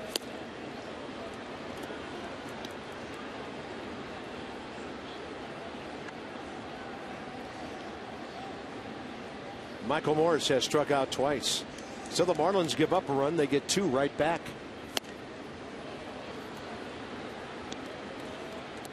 Strength of that man is hard to believe.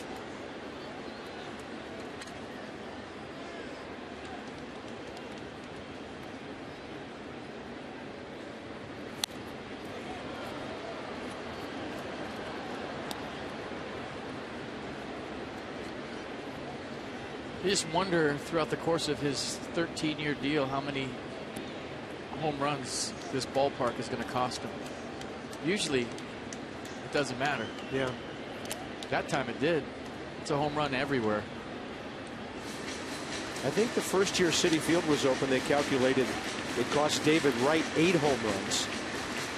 I mean, this guy, if he pulls it, yeah, it's gone. But left center or right center, you're right. There'd be a few here and there. 1-2 pitch, Michael Morse. Changeup got him. Gio Gonzalez gives up 3 hits in the inning. Marlins put 2 on the board, and it's 5-2 into the 6th.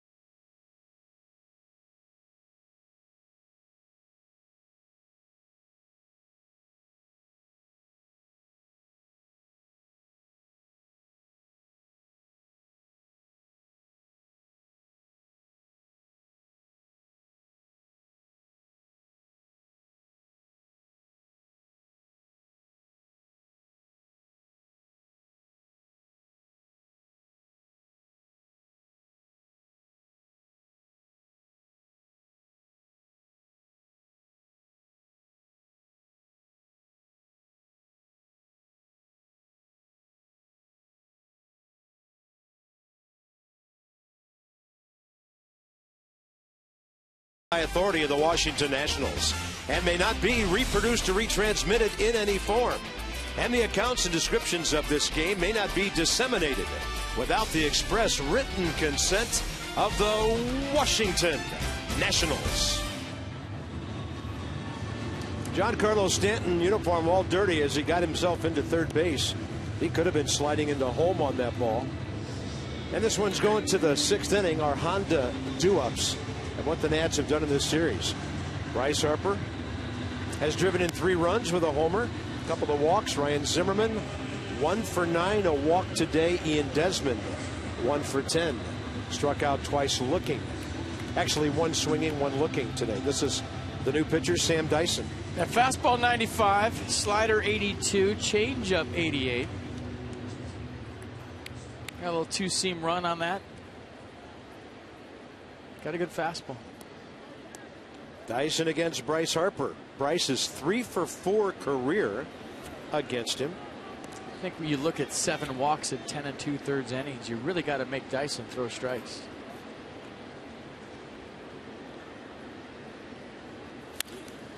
First pitch swinging, got jammed.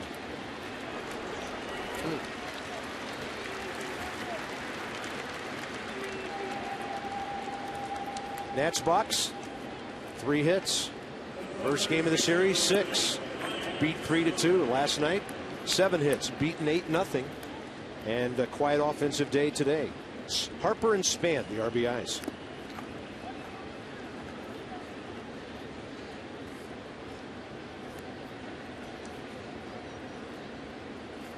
Herron went 5 innings, giving up those 3 runs on 2 hits. He walked 3. Nats didn't make him pay for any of those, and he struck out 3. 91 pitches, 51 strikes, in line for his 2nd win. But a long task for the Miami bullpen here.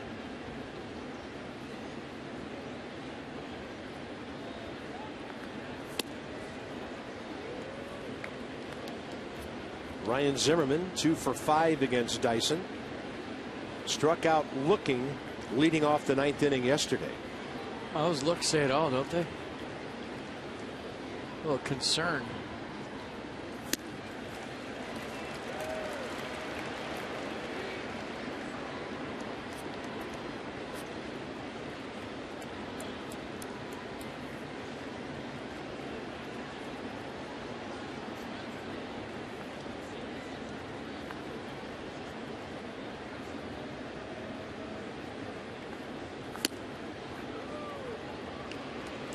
2-2 to Ryan.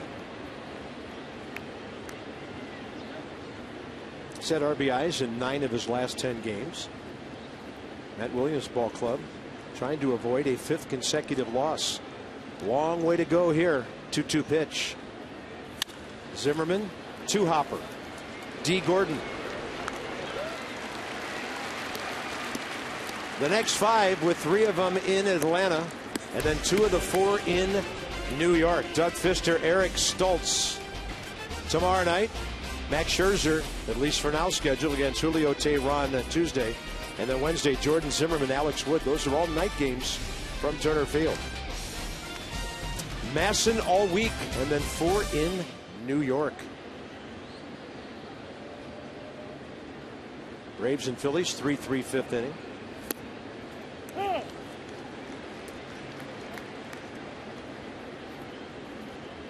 Mets Yankees, as you would think, the Sunday night game.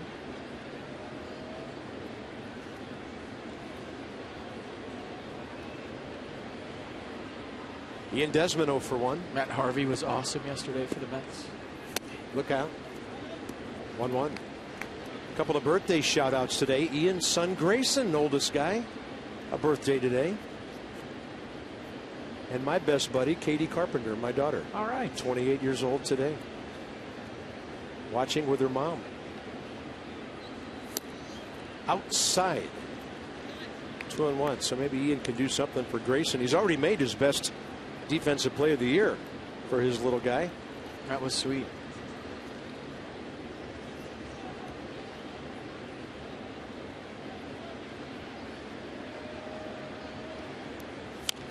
Got jammed on that running, sinking fastball by Dyson. Counts 2-2.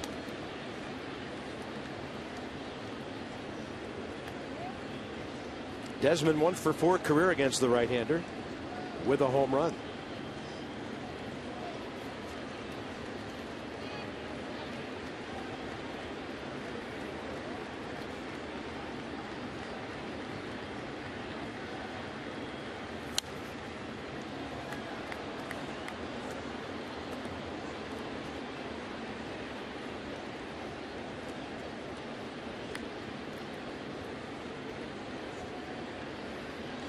Getting some good rips in.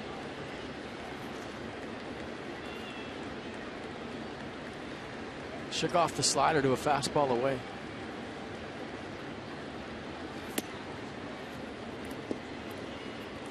You know, getting back to the original point I made, when you have a guy that has thrown 10 innings and he's walked 7 guys, you really, really have to make him throw strikes before you get aggressive with him.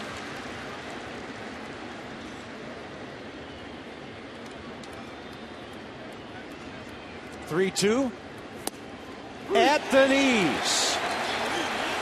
Boy, Ian Desmond having a rough day with Gabe Morales, and he's rightfully a little bit frustrated. Last time he struck out, it wasn't a strike. This one looked a little bit closer. And a pitch that could go either way goes the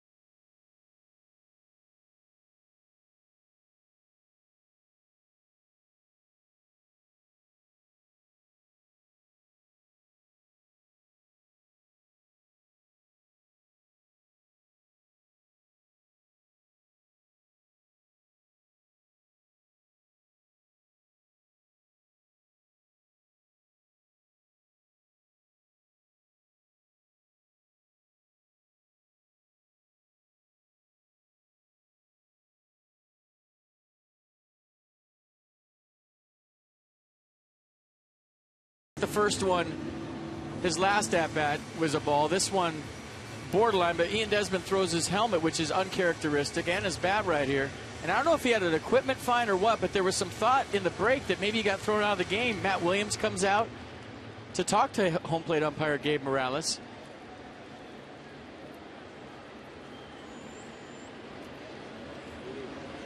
He said, "You're going to fine him for throwing that away," I think is what his lip said right there. So he was sticking up for his shortstop, who just got an equipment fine. JT Real Muto, deep left center, and Denard Span watches that one hit at the base of the wall, and that's 400 some feet away.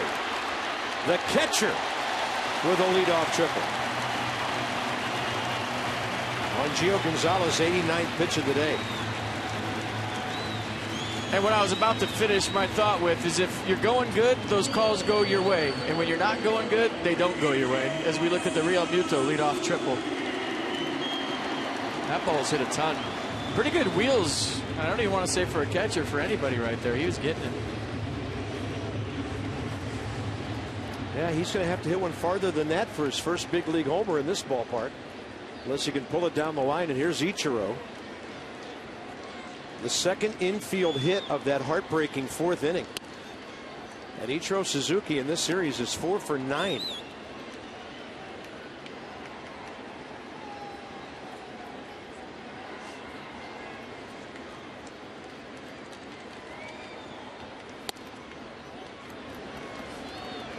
We mentioned that when the Nats got to town on Friday, their starting left fielder Christian Yelich went on the DL with a bad back. They were 1-10 with him in left field.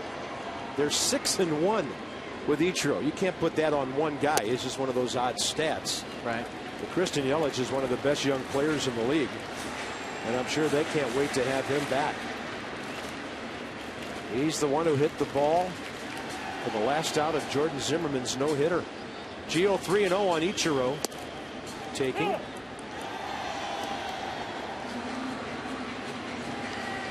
The dangerous Echeverria on deck here. Bottom of the 6th. And Ichiro just jams one out into right field.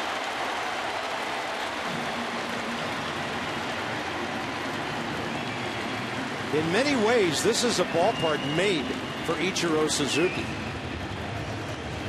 2 for 3 today. Time for your T-Mobile game changer, and we're going to go back to the rundown. And that was in the 4th inning. Ichiro Suzuki with the infield single, and you're thinking, oh, Giancarlo Stanton, thank you very much. The relationship got all messed up between third baseman and catcher. Stanton gets back, and Adeiny Echeverria, the hottest hitter in the box right now for the Marlins, made him pay with a bases loaded clearing triple. And Gio is done. He'll go 5+. He will give up 8 hits in the last 2+ innings, 10 on the day.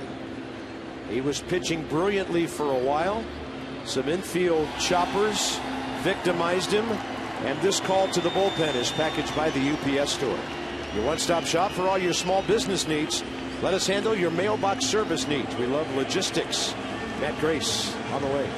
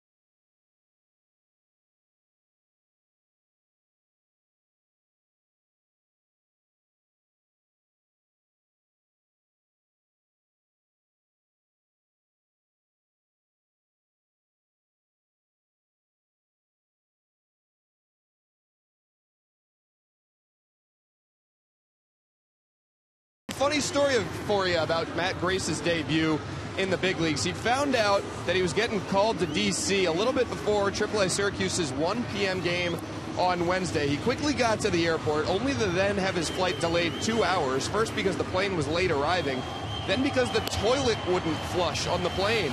The plane finally took off. He got to Nationals Park about 20 minutes before first pitch, ended up appearing in that game, pitched a scoreless inning, and his whirlwind day ended with him as a big leaguer.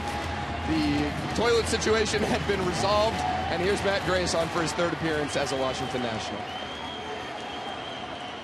Well, I had a flight delayed once because of a mouse. Thanks, Kurt. Yeah, they couldn't find it, so they canceled the flight. They thought he might be chewing the hydraulic wires. Oh. And I was glad they did. You never know. Echeverria against Grace, who faced one batter here Friday night.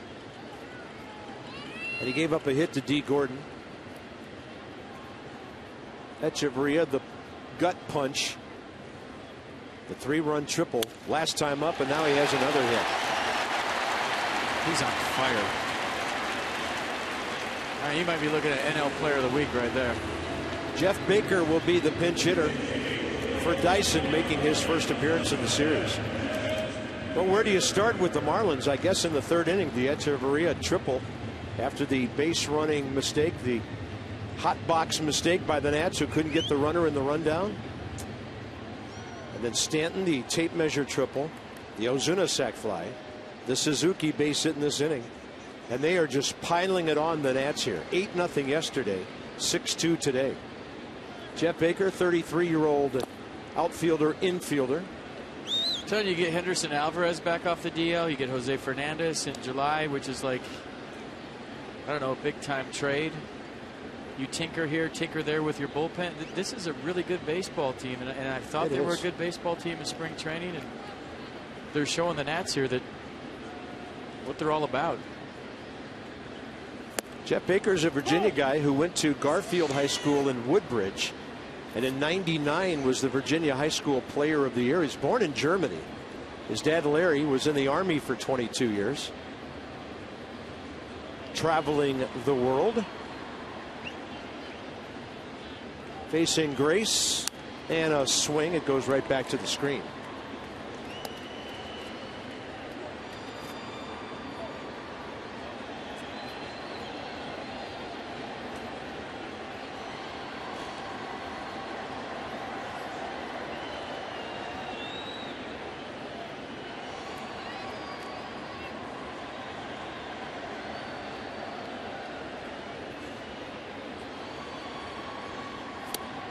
Got him. 1-1-2 at the knees. First out, 6th inning. Come out to Nats Park on Monday, May 4th for an exciting matchup between the Nats and the Marlins. 7:05 start. First 25,000 fans receive a Livan Hernandez bobblehead. That's presented by PNC Bank. It's the first one in a gray uniform. It commemorates the first pitch on April 4th, 2005. Well, Blake Trinan in the bullpen. Right now it's a lefty-lefty with Gordon. Then Prado and Stanton and Ozuna and Morris. A whole bunch of right-handed hitters after that.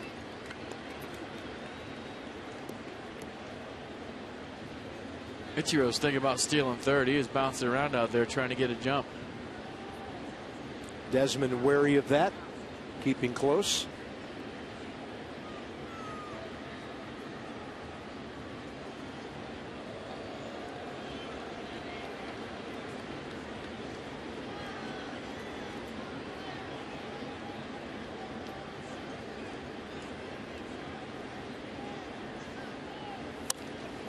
And he reaches, hits one to the right side. Espinosa to Desmond. That's the only play. Echeverria pulled up. He's forced out. Runners at first and third, 2 down. And Gordon retired for the first time. Sorta. Because now he's going to be off to the races.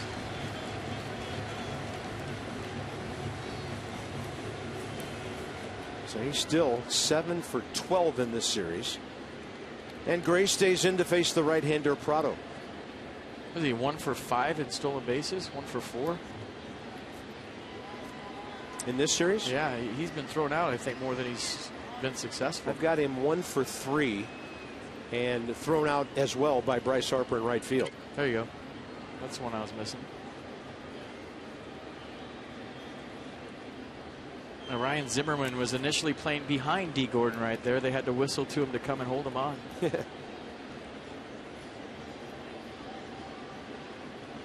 Might give you an idea of what everybody out there's thinking right now. Probably same thing the fans are at home.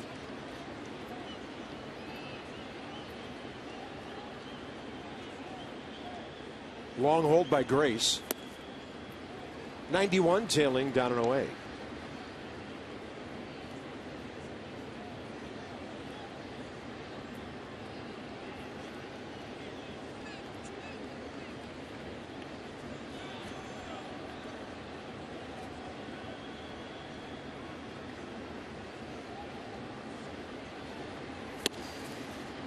Bell tie in there, 1-1. I like Matt Grace's stuff. It plays at this level. And as long as he keeps throwing strikes, you feel like he's got a chance to stick around. Had the hitter locked up there. Kerwin Danley says no swing.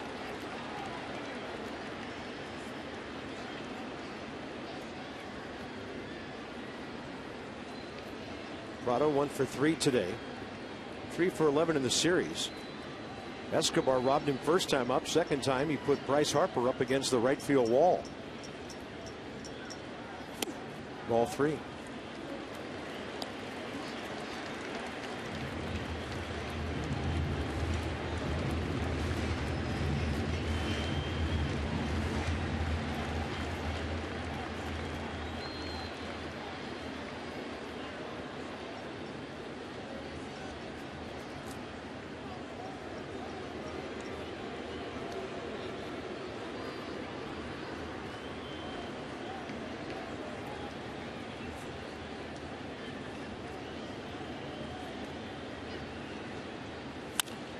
To short.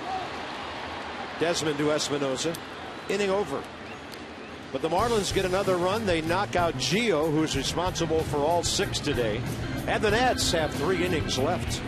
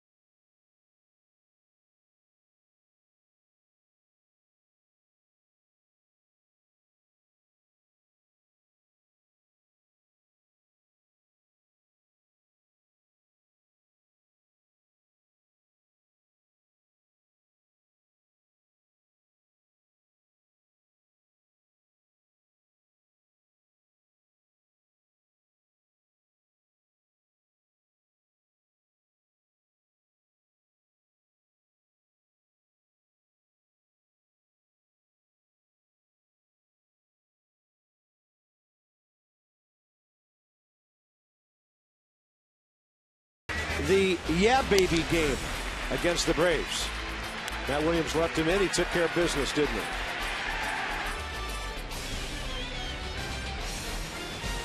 Hopefully he'll do that tomorrow night against the Atlanta Braves. And Eric Stoltz, who's 0-1 with a 4.50 ERA. Johnny and Ray. Nats Extra, 6:30 tomorrow night. He's going to be there.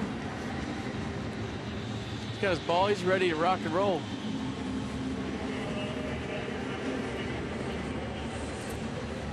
Ramos, Espinosa, and it looks like Dan Uggla in the top of the 7th for the Nats. A.J. Ramos. Yeah, mid-90s fastball, slider change.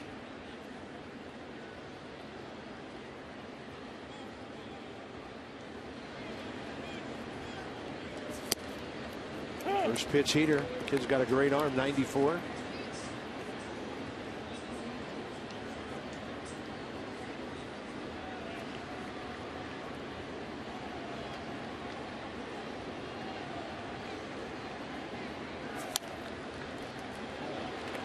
Wilson Ramos 1 for 2, led off the 5th inning with a base hit. And with 2 outs after a Gio sacrifice, Denard Span brought him home. At that point, it was a 3-2 game.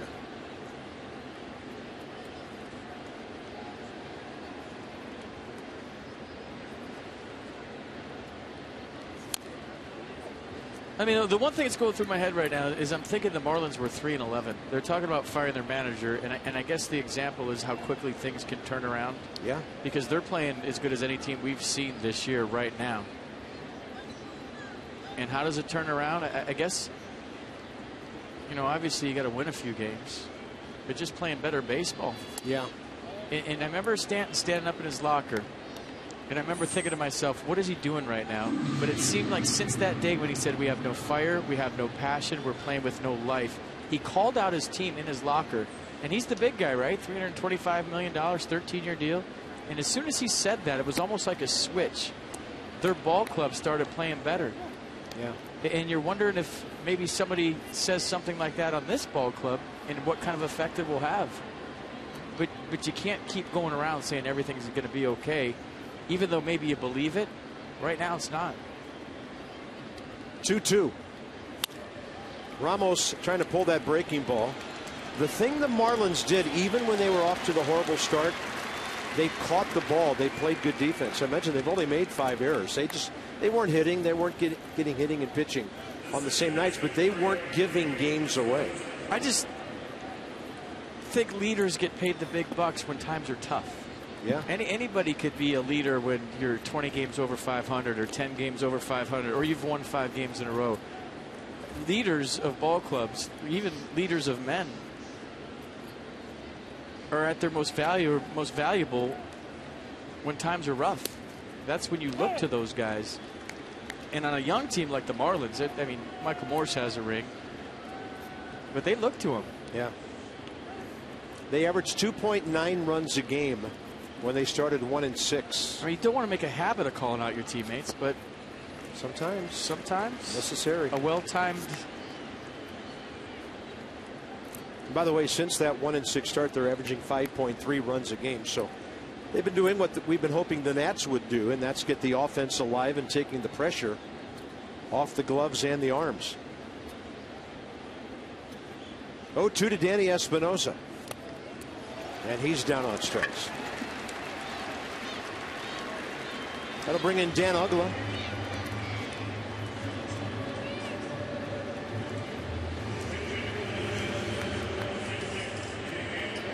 Tonight on WUSA 9, don't miss the all-new episode of Madam Secretary, The Good Wife, and Battle Creek.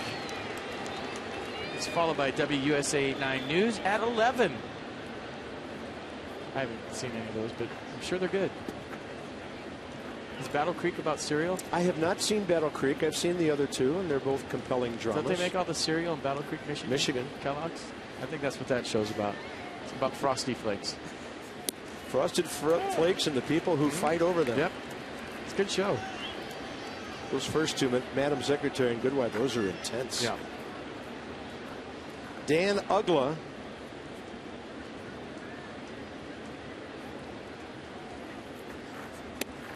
Struck out in a starting role by A.J. Ramos Friday night. Giancarlo Stanton took care of the all-time #1 on the Marlins home run list with a couple of opposite field shots at Citi Field last week. Dan Uggla had held that mark way inside on 0-2.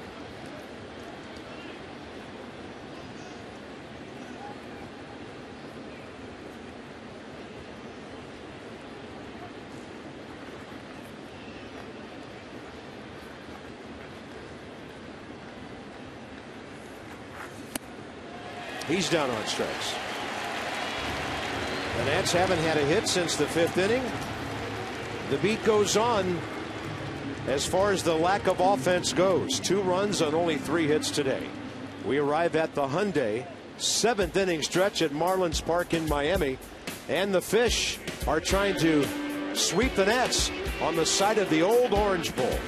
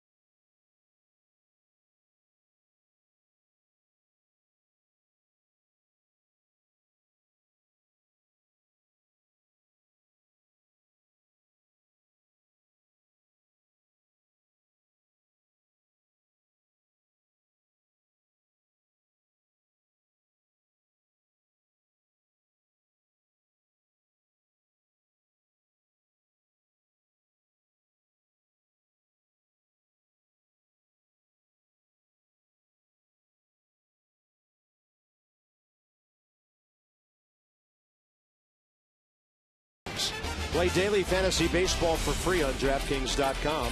Enter promo code DUGOUT for free entry. From South Beach to Little Havana. 6-2. We're going to the bottom of the 7th inning. MLB.TV Premium, the #1 live streaming sports service, is celebrating 13 years. Watch every out-of-market game live or on demand in true HD on over 400 mobile and connected devices. Visit MLB.TV for details.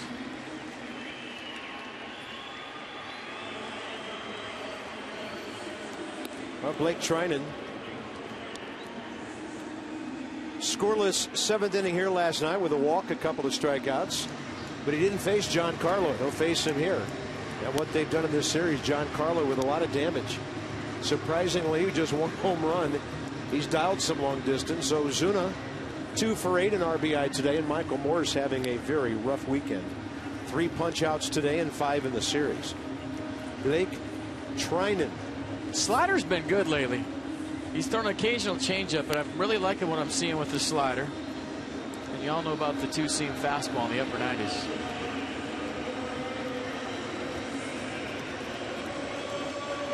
Giancarlo Stanton 0 for 1 career against Blake.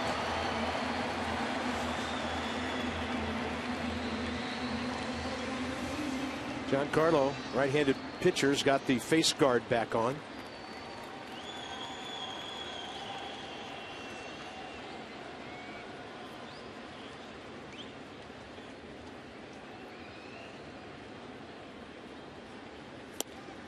He suffered facial lacerations, small fractures, and dental damage when he was hit by that pitch in Milwaukee September 11th last year.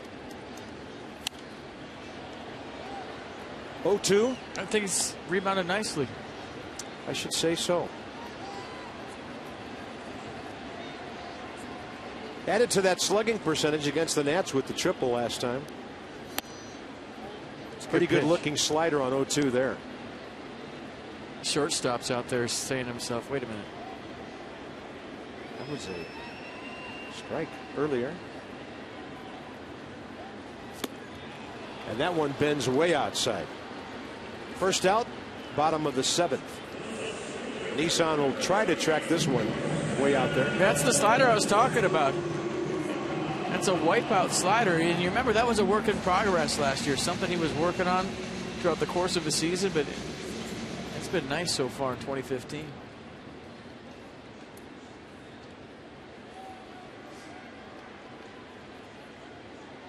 Ozuna sac fly last time, walk and a run the time before that, and he can't do anything with the slide piece, which has the action of a pretty good curveball, really.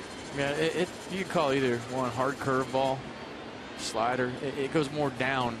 For those of you that don't know, slider usually sweeps across kind of away from a right-hander. Curveball goes straight down. That's the term slurve that was thrown around years ago. But when it's in the mid-80s. That's harder than a slurve. Yeah. Then he threw that ridiculously running 97 fastball. Strikes him out there. 2 Ks. Dan has more. Guys, if you remember when Blake Trinan came up last year, that slider, curveball, whatever you want to call it, had more loop to it. Now he's changed the grip last year, and the effort there was to get it tighter, and we've seen that from him this spring into this regular season. It's a lot tighter of a breaking ball now than it was when he got called up at the beginning of last season. Sharper, too. You know, but anything he can throw that breaking ball for strikes with this fastball he's got that's got so much movement. And Michael Morse is going to get a base hit because of all that movement, because the fastball just bore in right on his label. Well, he'd take it. He's looking at 4 strikeouts today. He was first pitch swinging, wasn't he? Yeah, he's like, I'm not striking out here. I'm going to put it in play, and he gets himself a swinging bunt and a knock. Good play by Yunel Escobar, but that play just took too long to develop no matter who's running. Catcher JT Realmuto. The Marlins have out-hit the Nationals 12-3 and 34-16 in this series. Tapper to short. Ian Desmond to Espinoza.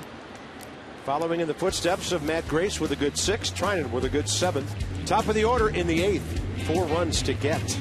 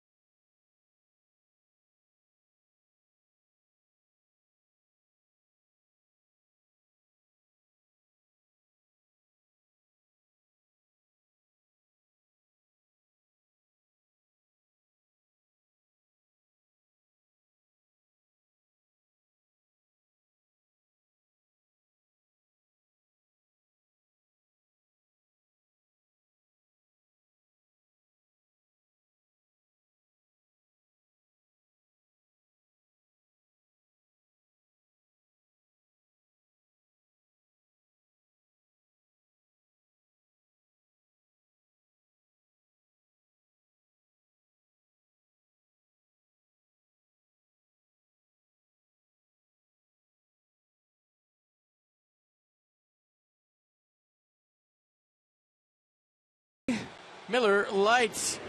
Some outs to end innings. What Ian Desmond thought was ball 4, what we thought was ball 4, turned into strike 3. That had a few guys on base.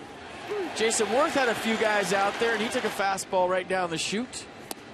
And then Ian Desmond with another borderline pitch. Nobody on base for that one, but I think this one just shows the frustration that maybe everybody in the first base dugout is having here today. Maybe even in the booth, too. Top of the 8th, you got to keep on playing. Span, Escobar, Worth, A.J. Ramos, second inning of work.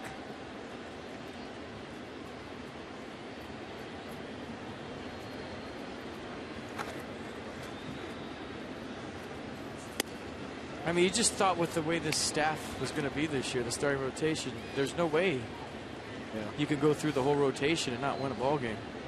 It's about to happen. Well, we still got 6 outs. I know. I'm putting the reverse jinx on it here. That's in there. 1-1 to Span.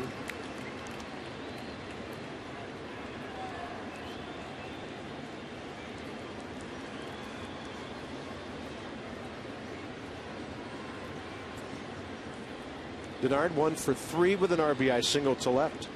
Last time up.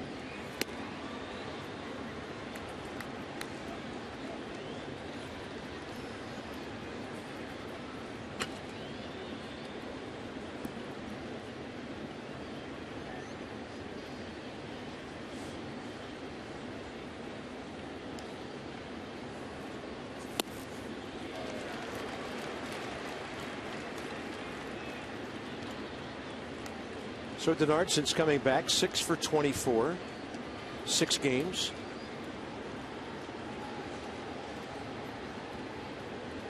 Coming off the day off yesterday after a busy night on the bases and way out in center field Friday. 2-2, and that's out of play.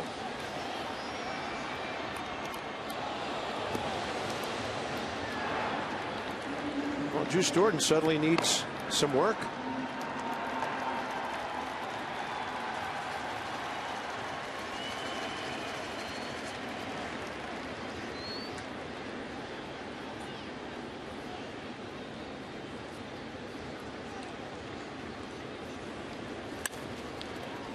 To the shortstop, Echeverria.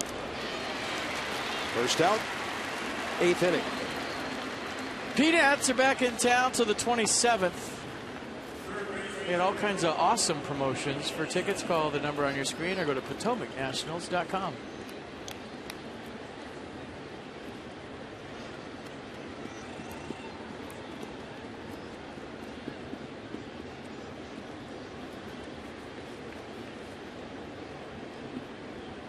Yunel Escobar 0 for 1, pair of walks today against Dan Herron. 2 of the 3 that Herron gave the Nats. That's a nasty fastball boring in on the right-hander. AJ Ramos, 28 years of age, 68 games for the Fish last year with a 2.11 ERA, and he pitched well enough in setup relief to go 7-0 when they rallied to win some games while he was in there. 68 games the year before that. Pitched to Texas Tech in the Big 12. Escobar will bounce one through the right side. So he sits safely now, 15 of his last 16 games. And earlier FP mentioned the streak of on base is now at 16 games. But he seems like the only guy that's having fun right now. And it's hard to have fun when you're not playing like you're supposed to. I get it. But the energy he brings down by 4 runs in the top of the 8th inning to an at-bat is kind of what this team is searching for at this point. I mean, he's been more than I expected early in the season. I just love the way this guy plays the game. He's having fun. He has energy. He has passion. It's fun to watch him play. And the other thing is, it's a good thing he had that walk-off home run Tuesday night. Could have been an 0 for week for the ball club. He rescued that St. Louis game after the Nats had the lead and lost it. Jason Worth takes a big cut at 92.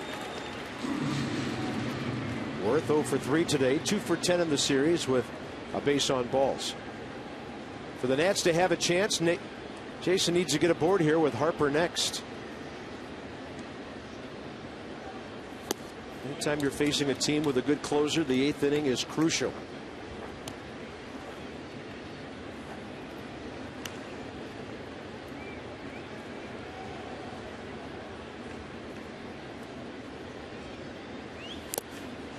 Breaking ball, got him.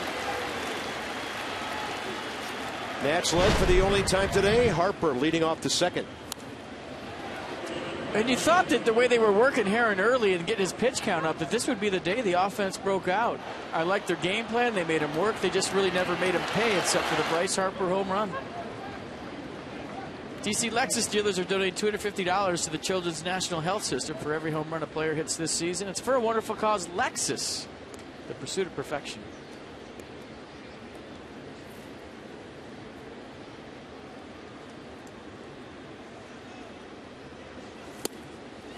'87 on the changeup. Bryce thought it was a heater. He's 1 for 4 career with a double against AJ Ramos. 2 months worth of games last year before he hit number 5.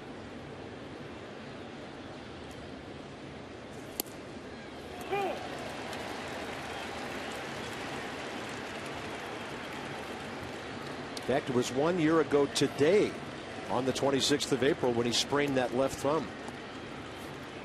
Rice was hitting .289 at the time of that slide. And that's inside, 1-2.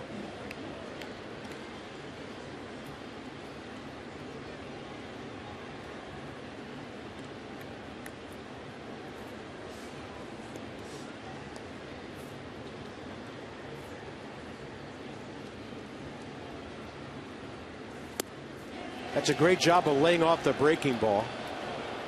Joe West didn't see a swing, neither did we.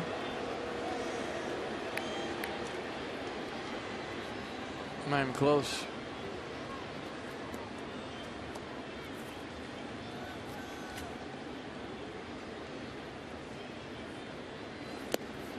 Tried the same pitch. Escobar will get a 3-2 jump here with 2 outs. Zimmerman on deck in a 4-run game.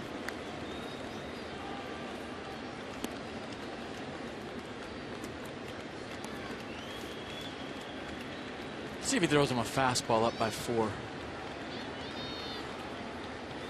Nope. Nope. Changeup. A.J. Ramos, 4 strikeouts in 2 innings. The Nats strand their 5th runner. Drew Storen needs some work.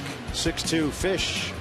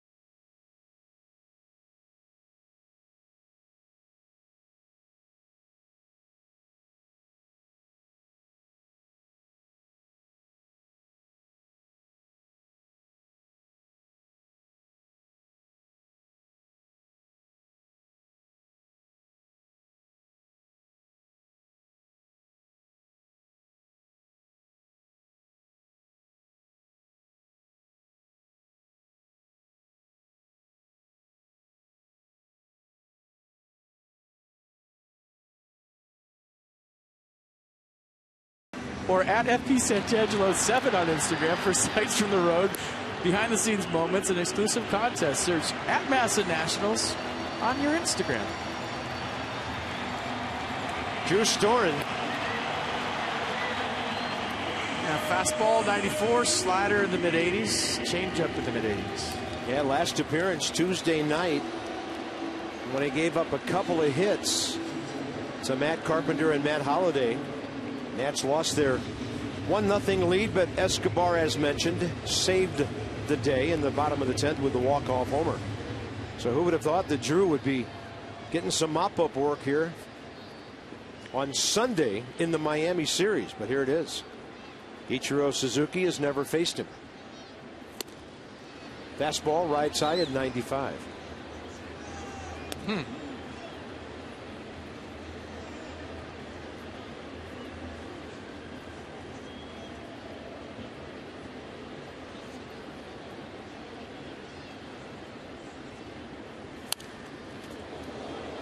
Ichiro's trying to hit one in the upper tank right there. A little late. He's got some pop.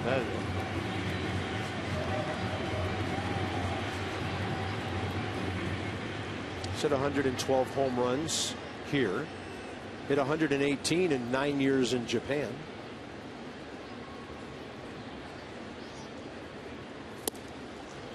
That one fading away, but Drew got a strike with it. Change up, down the way. So the first pitch called a ball was in the zone. This pitch not in pitch track, called a strike. Nice slider, killer slider. Takes care of one of the best contact men in the game. Echeverria next.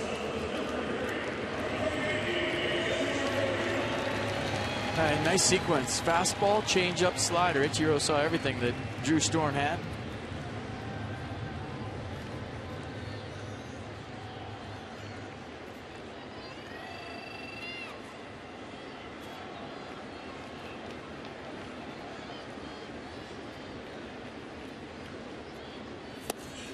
Great run on that heater. Echeverria, 2 for 9 career against Drew. The Virginian Justin Bour, who drove in 2 runs yesterday, waiting on deck.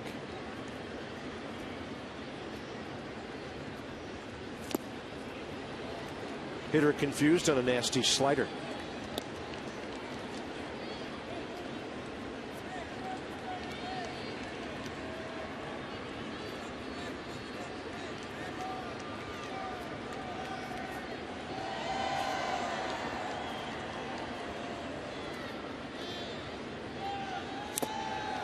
He is overmatching hitters right now.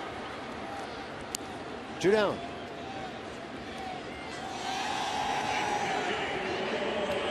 Well, will they bring in Steve Cishek with a 4-run lead, or will it be Nick Massett?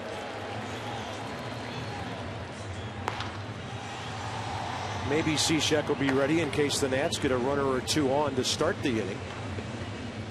Although this day and age, most closers like starting an inning, but it is a non-save situation.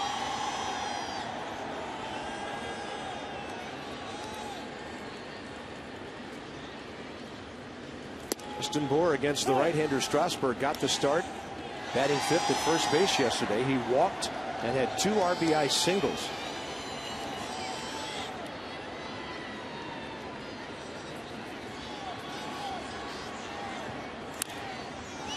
George Mason product from Westfield High School in Chantilly. They picked him up from the Cubs as a Rule 5 guy in 2013. A couple big hits here yesterday, RBI singles. He was a 25th rounder by the Cubs 6 years ago.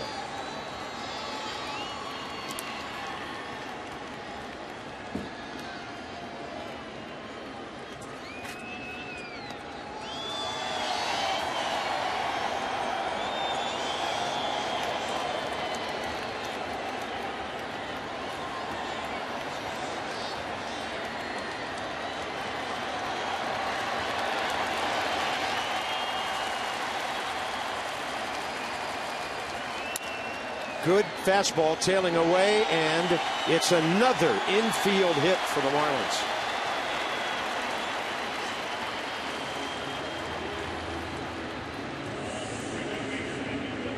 Infield hit from guys you don't think about infield hits with. Stanton with an infield hit today, and now Bour. Michael Morse with an infield hit. So all the big guys for the Marlins playing D. Gordon here. Another good pitch. And when you're not going well, folks, that's the way it goes. Borderline calls don't go your way. Good pitches turn into hits. And you saw Ryan Zimmerman in the background. He did not want Drew to throw that ball, and Drew didn't have a handle on it anyway. He changes up 86 of beauty on D. Gordon. Well, that doesn't mean it can't turn around quick. Trust me, this game is weird. The one thing you can't do right now is start pointing fingers at each other and say, well, the offense isn't hitting and the defense isn't doing this. And these guys don't do that, but that's what happens to teams sometimes when you're losing.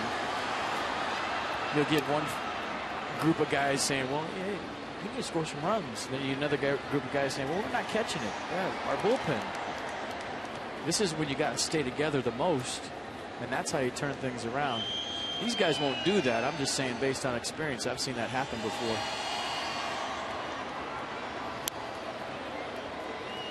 Yeah, D. Gordon moving his feet around again before that swing. And even worse than that is the poor me attitude. Everything isn't going our way. Yeah. We can't catch a break.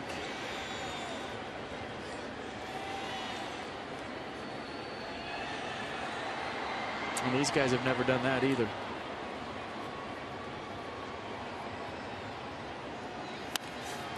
Oh, 2 pitch and a base hit. That guy is a good player. 4 more hits today. 8 for 13 in the series. The only thing he hasn't done well is steal second base. Yeah. Well, maybe that's the way you get him out. Let him get his hits and then let him try to steal second. Yeah, good call. I don't know. He is some kind of player, and I thought that last year when he was a Dodger. 14-4 the hits today. Here's Prado. He's 1 for 4.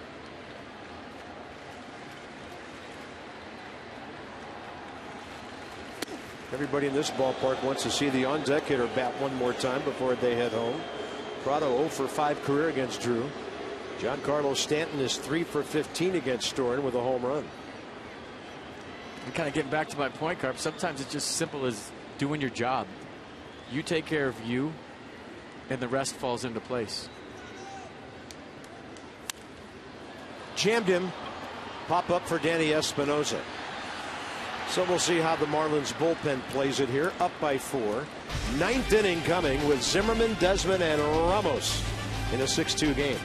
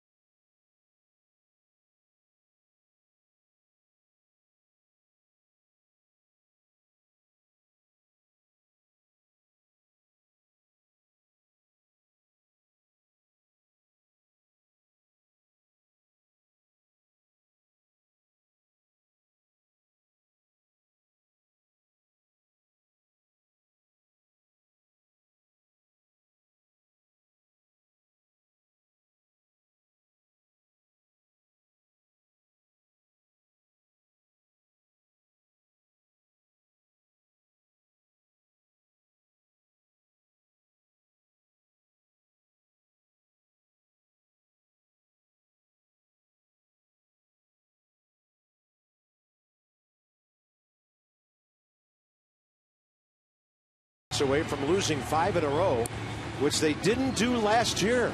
Here's Steve Cishek, non-save situation, but he's in for his 2nd appearance of this series.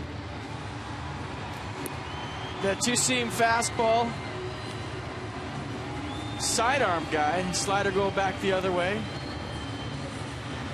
And they know what he's going to do to him. They've seen him enough. He got Escobar, Ramos, and Clint Robinson in order for his first save of the season Friday night. You might remember FP had remarked that he had only had 1 save opportunity before that. Right now, with their ball club scoring lots of runs, they just want 3 outs and get out of here with a sweep. Ryan Zimmerman, 1 for 7 career with a double against Steve Cishek with a walk and 2 strikeouts as well. Sidewinder, nothing goes straight from this guy. Little run on that fastball right at the knees. Not overpowering. But we've seen him up in the 90s in his career. For a sidearm guy, it throws hard. Usually when you think of sidearm guys, they're using the deception because they don't have stuff.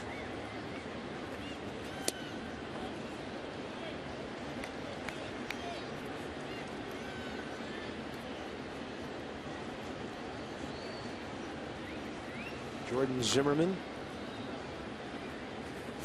6 innings, a couple of runs here on Friday, and a blooper to left, but Ichiro there. Tomorrow night in Atlanta, Doug Fister, Eric Stoltz, former San Diego Padre, Johnny and Ray. Nats extra 6:30. Last time the Nats were in Atlanta, they had to hang plastic over the lockers. There was a post-game concert, and all the Nats and their families were out on the field afterwards enjoying the music and a championship experience. And Dan had no wrong pipe.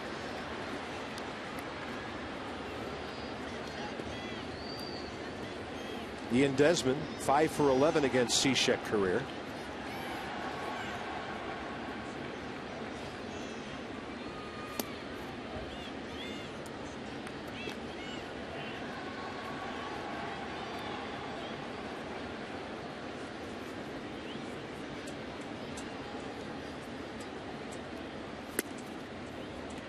Get that rising effect on that fastball. If you face a sidearm guy, you have to make it start real low.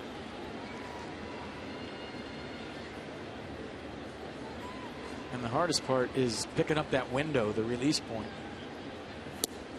Yeah, and the breaking ball comes from the identical spot. That was a front door variety that got the inside edge. 2-2 to Desmond, 0 for 3 today, 1 for 11 in this series.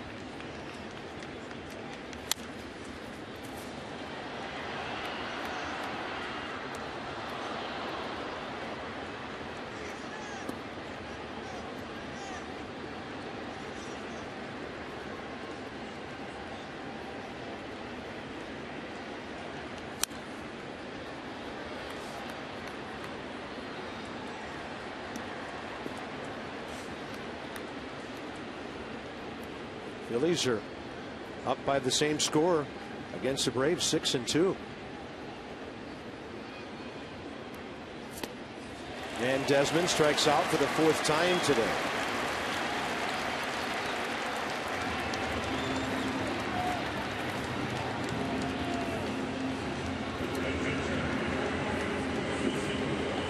Final hope for the Nats, Wilson Ramos.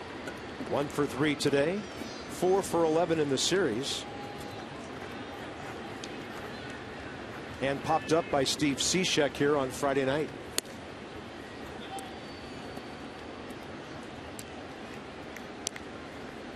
It's been 2 years since the Nats lost this many games in a row. They lost 6 straight from July 19th to the 24th, 2013. As I mentioned, they never lost 5 in a row last year. That'll make it that much sweeter when they reel off 10. They did do that last year. They did. Road record about to fall to a disturbing 2-7. And that's a fastball outside. 2 balls, 1 strike.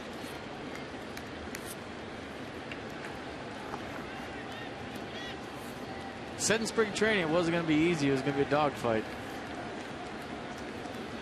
And it ain't going to be easy, and it's going to be a dogfight. Doesn't mean it can't happen. Doesn't mean it won't happen. Just hasn't started the way everybody would have liked it to start, including that guy. 21,433 making noise and standing. And the Marlins are 1 strike away from their 5th straight win. It comes on a breaking ball way outside. 2 hours and 40 minutes. The longest game of this 3-game series. The others went 2:33 and 2:35. A lack of offense will do that.